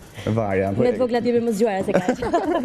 Dena mirë se erdhen Pop Culture. Mirë se të gjeta. Dena sa bajnë dhe njëtin tashmon, po shkete vendim atje. Faleminderit. O, zot, këtu jam 17 vjeç. Po, jo, kemi qenë 16 kam përshtimin të dy. Apo ka qenë më vonë kjo, po. Unë kam bërë flokët 17 për e parë. 17. Edhe mbanë të vendi ku kemi qenë atëherë? Po, Ka një pelagja jote ka qenë. vërtet? Unë mbaj mend që kemi qenë në një ditëlindje ku na trashi çdo njeri se kishte një nivel të testosteronit dhe kulturor shumë rënd. Kështu që ne ndetëm vetëm me njëri tjetrin. Kështu e mbaj mend. Dhe kjo më thë gjithmonë, në fakt në do vjen gjithmonë me njëri tjetrin, sepse kishim ca sloganet tona atëherë, që u kanë shumë qef, më super s'ka them gjithë njerëzve sot, kishte një version e parë ekskluzive që bëmë njëri tjetrin të dy. Dhe këtë ditë ne kemi qenë duke ecur të dy, ti me takat e tua aso kohë, thoshe ta shtypim këtë milet se trotuari është pron publike tashmë. Dhe nga ana tjetër, slogani tjetër që ne unë dhe Ana kemi patur ka qenë ne dhe ignoranca nuk shkojmë dakord. Po. Edhe e kemi akoma kam përshtypjen. E kam shumë. Tash ti më thua një moment të tmerrshëm dhe shumë ignorant që të ka ndodhur së fundmi dhe ti e rebeluar. Ignoranti në fakt momenti më idiot më ka ndodhur sot në mëngjes. Unë banoj në rrugën Hoxha Tasim, për gjithë ata që edhe mund të më urrejnë dhe mund të më gjejnë aty. Është fare e thjeshtë. Dhe ka shumë rrugica Hoxha Tasimi dhe po kalonte një nga këto makinat, nga këto autobuset që të çojnë në Greqi, pra autobus shumë të mëdhenj. Dhe një tip me këto syze shumë të mëdha që normalisht duhet i ketë bërë mirë atë testin e të parit kur e ka atë patentën. Po parakalonte. U bezdis shumë që i preva rrugën, domethënë, ishte ka shumë raste të ndryshme. Gjërat më ignorante që dëgjoj për veten time është për shembull kur mendojnë se unë nuk kam lexuar, nuk kam qenë një nxënëse e mirë. Nuk e di pse mendojnë se kam lindur bjonde. Kjo gjë kështu. Kjo që në fakt edhe arsye pse ne të dy atëherë bashkoheshim, sepse kemi pasur një tendencë shumë të madhe që të tregonim njerëzve që ne përveç se ishim shumë ndiheshin shumë seksi dhe donin të bëjmë stuk, kudo që ne ecnim dhe kishim të Mirë, ajo është adoleshencës, na lejohet. Po ja, akoma neve në mendje kur mendojmë qefet e dëshirën për të jetuar, unë më shumë duket njerëz kur jemi adoleshent akoma. Shiko, këtu ka një problem shumë të madh. Këtu e ngatrojnë besimin tek vetja me arrogancën. Ka një dallim shumë të madh. Të kesh besim te vetja është gjë shumë e mirë, të tregon ty pa komplekse, të tregon shumë të sigurt në hapat që hedh, po s'do të thotë që je arrogant. Arrogant është kur je një bryl edhe mendon se ke pushtuar gjithë botën. Edhe dishtua. Gjithsesi nga ana tjetër, për gjithë ju që jeni të interesuar ta dini, unë dhe Ana quheshim rebel në kohën tonë, por ne vetëm rebel nuk ishim. Do të praktikisht ne u rebeluam ndaj sistemit në sensin që ne kishim qejf të punonim, ndryshe nga masa, kishim qejf të investonim të eksperimentonim të vetja, po nuk bënim as drog, as nuk pinim alkool, dhe as nuk i bënim dëm njeriu. Pavarësisht se të gjithë na mendonin që ne i bënim dëm njerëzve. Është shumë e vërtetë, është shumë e vërtetë. Dhe unë të mbaj mend shumë, ti ke qenë në një ndër djemtë më të bukur të gjimnazit. Ti ishin sulur gjitha ato goca aty. Njëra vitëm qanë, mos t'ja them mirë tani, se është bërë nën me fëmijë. Ja them unë. Po t'ja thua. Okej. Jo, se bëjnë sikur ti je i dyti, prandaj. Edhe ke qenë një djalë shumë që të donin vërtet shumë femrat. Duke të dashur femrat, krijoje një xhelozi tek meshkujt, se ky është problemi, domethënë, sikur e ke fajin ti tani se qanë të tjetra. Edhe ne ishim të rebeluar, mirë, rebelim është, edhe kur ngritaj të gjithë klasat paralele për të bërë protestë është rebelim. Dhe ku ja hodha të gjithë çantat se unë s'doja të ditë bëja mësim është rebelim. Të moshës, kuptojemi drejt, kaq që kishim mundësi. Ndërsa rebelimi më i madh është që me që kam dëgjuar shpesh që unë gjej partner me lek, me para për të më mbajtur. 16 vjeç, mua më kanë dhënë në 500 euroshin e parë një miku im i cili nuk jeton më sot, dhe që unë e kujtoj me shumë mall gjithmonë. Edhe më tha, shiko unë, se më donte shumë fort, si një motor e vogël, kishte një moshë më të madhe, tha, dëgjoj tha, ti këtë tha, do ta jap tha dhe do ma shumë fishosh, ta të shoh një herë tha këtë zgjuarsinë tënde. Dhe unë mbaj mend që u lidha me disa çuna që vidhin në celular. Edhe i bleva celularët e parë tek ata, edhe i shisja në gjimnaz. Isha si dealer. Po jo, ti e di që as cigare, as këto, s'kam jam bërë ndonjëherë tap në jetën time, s'kam provuar kur barin, këto të tjera ta si çoj në përmend me të fare. Kështu nisën paratë e mia të para. Kështu që isha e prirur për ta bërë atje, po çfarë të bëj tani? Dëgjoj shumë për veten. Super, e në fakt, gjatë gjithë kohës me Diana do bëjmë bisedën tonë, do kemi mundësinë të shohim dhe foto në përditshmërinë tënde. Ditë për ditë është emisioni që ti drejton aktualisht tek Ora News, ora tashmë. Ora, po do bëhet shpejt, kemi një surprizë. Do bëjmë një surprizë. E themi që është një surprizë. Diana e zën gjatë gjithë kohës, zgjohesh shumë herët, dhe më bini që zgjohesh edhe sepse Marlena e vogël akoma ka nevojë që ti të zgjohesh për të. Po nga ana tjetër edhe për të punuar shumë fort. Sigurisht që nuk është e lehtë kam përshtypjen të zgjohesh çdo ditë në mëngjes, vetëm të bësh mamin, po edhe të punosh shumë fort, edhe të kesh emisionin më të ndjekur të mëngjesit, kjo është vërtet. Faleminderit shumë. Dua të di pak si a deti të kesh, se unë di që ke energji që të shteron ndonjëherë, po mora vesh që së fundmi ndodhi ndarje, ti nuk je më me partnerin që kisha më përpara. Po, unë po kam dhënë divorcin sigurisht, kam kërkuar divorcin, edhe e kam dhënë njëkohësisht. Sepse unë nuk fal as tradhtim dhe as veset. Kush nga gratë e fal, i gëzoft. E kuptoj. Kështu që vazhdova jetën time me vajzën time. Tash jam në një lidhje, ka shumë pak kohë në fakt, lidhja ime, megjithatë është shumë intensive dhe fort. Si të kishte shumë vite. Zgjohem në 6 të mëngjesit edhe nuk rresht. Se kam një vajzë 3 vjeç, kështu që duhet jem një mami shumë e mirë për atë, se mund të jesh shumë e mirë në ekran dhe këtej familjen ta lesh pas dore, jo. Edhe vajza që bukur sa nuk di, domethënë se kam takuar akoma nga afër Marlenën. Faleminderit. Ne do të takojmë nga afër, po kemi një video shumë të lezetshme që Marlena të këndon shumë urime për ty, që unë e gjeta në internet. Ne dëgjojmë pak.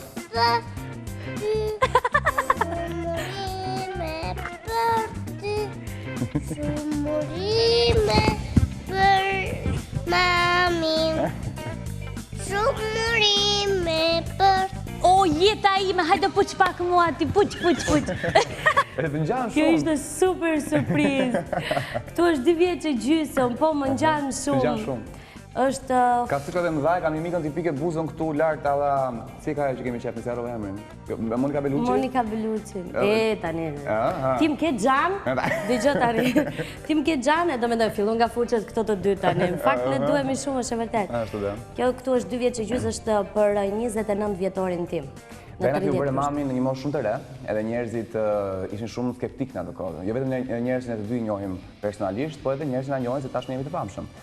Ishin gjithë skeptik dhe thonin nuk ka mundësi kurrë se si që një gotë si Diana, kaq energjike dhe kaq ambicioze, kaq në kërkim të vetes dhe të sëmirës për veten gjatë gjithë kohës, të bëhet mami në këtë moshë, si mund të Diana të merret me një fëmijë, kur Diana gjithë kohës në kërkim. Ti në fakt ja doli të ishin mami shumë e lezetshme, edhe shumë seksi, edhe një kohë kaq të bukur që ne shikojmë aty, po kam përshtypjen në moshë të re të bësh mami është një çike vështirë. Do të di pak më tepër rreth kësaj.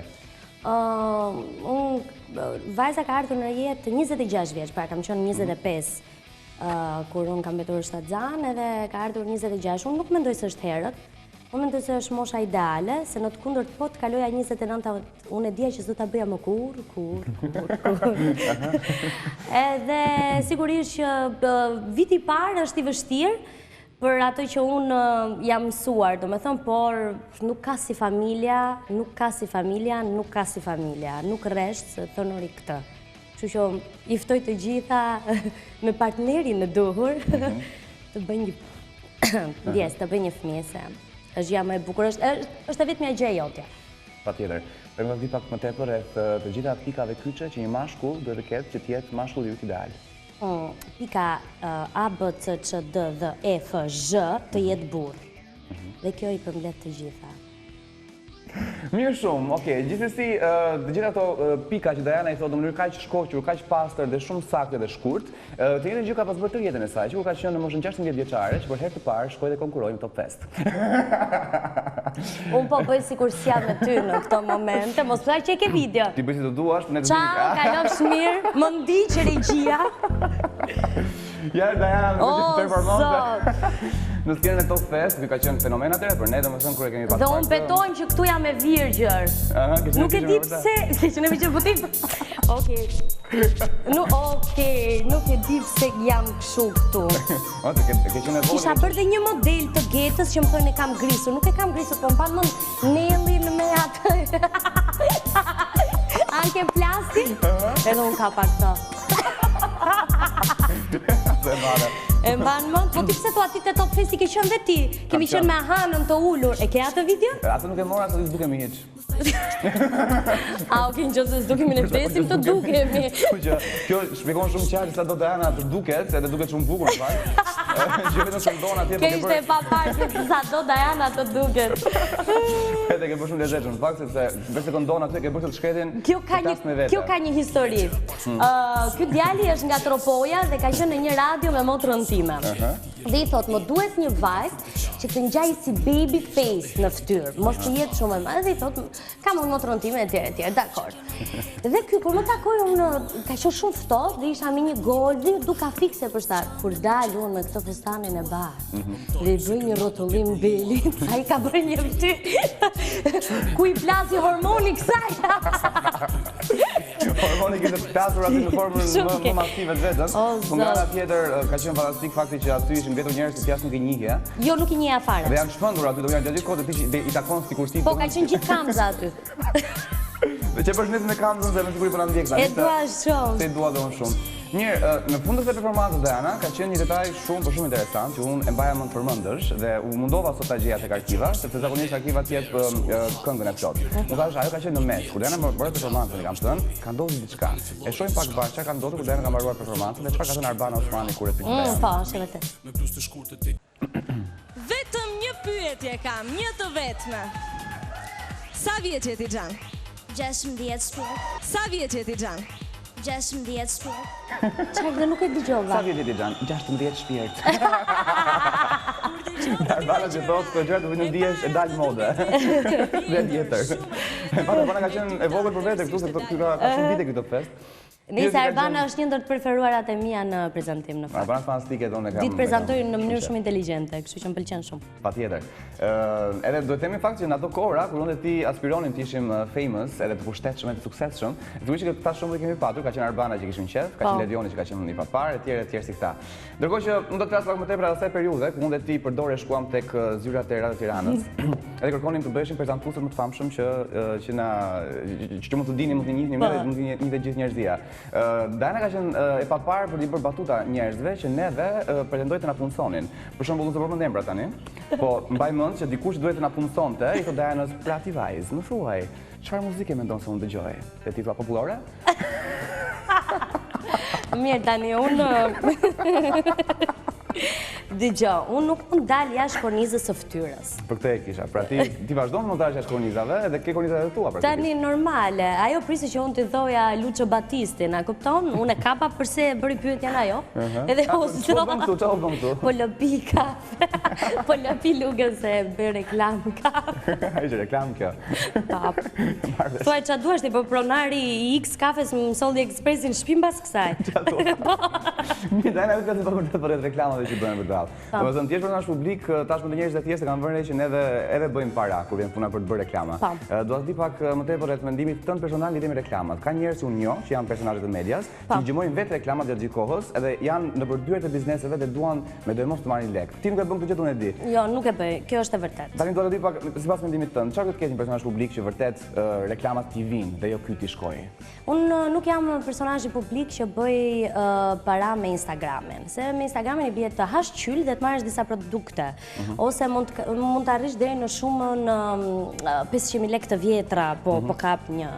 E dyta, unë Instagramin kam prej 2 vitesh, kështu që nuk jam, për shembull, nuk e kam hapur që në 2010 kur ka qenë në Instagrami, dhe nuk kam ato adresat falso, mbi 100.000 ku 3 çereku është indian. Këtë nuk e bëj dot, unë i dua të mi të real. Kush do të më ndjekë, kush do doja. E ke private në fakt, se ke profit. Po, e kam private dhe nuk e kam publike. Që është e vërteta 20 vjeç, kanë qenë reklamat e mia të para me emisionin Start, edhe ai që insistonte ishte Besi, Besmir Metani, dhe ai insistonte në takim, i shkruante për shembull X sponsori vazhdimisht, dhe kur shkonim në zyrë, Besi, sa uli thoshte, flet kjo. Dhe me thënë, në takim flisja unë, insistimin e bënte Besi. Dhe ne arritëm të ishim shumë mirë, unë aty mora makinën time të parë që të gjithë kanë menduar se ma kanë bërë dhurat, në fakt ka qenë e gjithë djersa ime që është e vërteta, dhe nuk kam rënë asnjëherë në kompromis në asnjë lloj gjëje, kështu që parimisht ti ishe një bjonde, pastaj ti bëheshe bjonde dhe një çik inteligjente e batutës, pastaj bëhesha një mikesh shumë e mirë, kështu që i kaloja ato shkallët hap pas hapi, derisa merja atë që doja. Edhe këtë ke marrë gjatë kohës, edhe unë jam shumë i lumtur për ty që je kaq se dukesh të rezaton lumturi dhe unë ndjen mirë që je lumtur. Nga ana tjetër Diana, të dy ne kemi pasur problem shumë madh me Shqipërinë kur ishim më të vegjël. Nga duket se Shqipëria s'na ofronte gjëra. Në fakt na ofroi shumë Shqipëria. E vërtet. Si e shikon ditardhmen e Marlenës në rastin konkret? Do të që Marlena të rritet në Shqipëri? Unë në Shqipërinë tani e shoh vërtet shumë mirë. Megjithatë, mos harro që e kemi pozicionuar ne vetën të jemi mirë, sepse në rastin që do jesh keq të siguroj që nuk do të duket aq e mirë më Shqipëria, sepse ne kemi maninë që kur je keq të shkeli me këmbë pak më shumë. Kështu që unë sprovova, jo personalisht, po rrotull sprovova dhe pavarësisht se i tregova edhe një herë shqiptarëve që unë kthehem kur dua, si dua dhe bëj çfarë dua, nuk kam më atë dashurinë e madhe që këtu mund ta kaloj gjithë pjesën tjetër të jetës time. Edhe Marlenën, si emrin që e ka gjerman, do përpiqem ndoshta të jem diku jashtë. Megjithatë, ende mbetet në planet e mia, nuk është një gjë konkrete. Flasim për planet e tua, pra me që për më. Për planet e tua të që tregojnë, edhe që tregojnë. Duhet presim tani po marron sezonin televiziv. Sezonin e ardhshëm televiziv, ke ndonjë plan? Unë kam një plan, unë jam gjithmonë rekrutoj njerëz. I marr nga një vend dhe i çoj në një vend. Ky është plani im. Super. Shiko, do të tregoj një histori dhe uroj që të jetë frymëzuese për gjithë ata që po më ndjekin tani dhe është hera e parë që e them në publik. Jeta ka shumë ulje ngritje, edhe shumë. Kur unë kam qenë shtatzan, kam kaluar një periudhë shumë të vështirë. Ekonomikisht, edhe pastaj me gjithë shka që ndodhi, unë arrita të dal nga situata e keqe që ndodhi, të dal nga situata e keqe ekonomike, të marrë një shtëpinë time, të marrë dhe një tjetër shtëpi, të ndroj makinën si dua unë dhe të bëj punën që dua unë. Kështu që të betohem, kam pasur net pa gjumë, duke menduar se unë në nesër nuk ja dalë më dot. Asnjëherë nuk kam tentuar të vras vetën dhe asnjëherë nuk kam shkelur mbi tjetrin për të arritur aty ku dua unë. Megjithatë, nëse ja dola unë, që nuk kam, kam një shkollë të lartë, të rregju të huaj, por nuk kam as mastera, as një background të fuqishëm dhe një jetë të tërë shkollë, ja dalin të gjithë. Kështu që uroj të jetë një mesazh shumë e mirë, në asnjë moment mos u dorëzo, sepse sinqerisht Zoti kur ka projektuar diçka të keqe, ta siguroj që po të vjen diçka më e mirë se aq. Pra ti me idenë që gjithçka do të për një arsye. Absolutisht po. Dhe të dua shumë. Edhe unë shumë. Edhe kënaq mjafton edhe shumë sa që unë jam afër me ty, po mbi gjitha shpresoj që gjithë dashurinë që kemi për njëri tjetrin ne të kemi kuptuar edhe njerëzit që na shohin jashtë, edhe që kuptojnë vërtet vetëm mesazhin shumë të bukur që sapo dhe, po nga ana tjetër të kuptojnë që edhe miqësitë në ekran janë edhe të vërteta, si e jona. Po, është e vërtetë. Kështu që me këto unë them ta mbyllim. Si të dashur. Edhe të falenderoj jashtë më të shumë që erdhe sot. Edhe mund të takojmë bashkë prapë, po për të tjerët na shikonin televizor. Faleminderit shumë Diana. Faleminderit. Mirë, u futemi nga podcast kemi pas pak.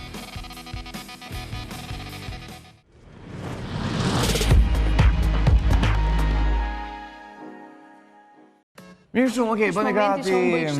Po, bëmi gati për të shkuar në pjesa muzikore Pop Culture, një pjesë në fakt që me sa duket të gjitha që na ndjekin e duan shumë, duke patur parasysh edhe votat e shumta që vinë në topawards.topvisional.tv, jemi tek top 5, edhe jemi përgati që të shohim se cilat janë 5 këngët që janë votuar më së shumti nga të gjithë ju këtë javë. Top 5, 5 këngët më të votuara të javës. The Top List Top 5. Në vendin e 5, Flak me gjysmë shpirt, Alban Skënderaj vjen në po të njëjtin pozicion si javën e kaluar. Sa vetë soti letës qohe, kujtive fare, botën ta dënoj, por kjo gjysmë më mbetet gjysmë. The Top List. Në vendin e 4, Pa dashuri, Elvana Gjata. Nuk mund jetoj vetëm me fjalë, se s'kash më duhet kjo rini pa dashuri. Ti eja po të presëm me mall, nuk mund jetoj vetëm me fjalë, se s'kash më duhet kjo rini pa dashuri. The Top List. Në Sëmundje Mëdhenj kanë gozhduar këmbët thellë pasi nuk kanë lëvizur asnjë pozicion nga java e kaluar. Ledri, Lyrical Song dhe MC Kresha qëndrojnë akoma në treshën më të mirë edhe për këtë javë. Po sa shumë ndjenjë janë këta, o Zoti i Madh, në vendin e tretë me në madhe.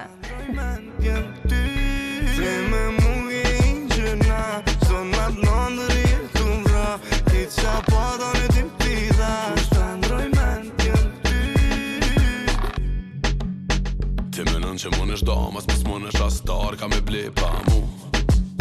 Limo tupi limonada, qiro me limo gjata, mi bo pa mu. The Top List. Dhurata Dora është artistja e radhës e cila i mban ende pozitat në top 3. Zemër bashkëpunimi me Soul King vjen sërish në vendin e dytë. I keni parë sa kanë shkuar tani views në YouTube? Janë 63 milionë. Zemër. On s'est juste loupé, ya ya ya. Ti e fajtor që zemrën ma ke thy, zemrën ma ke thy, oh zemrën ma ke thy. Tu n'y crois pas, mais je sais que t'es ma future. Ouais, t'es ma future, je sais que t'es ma future.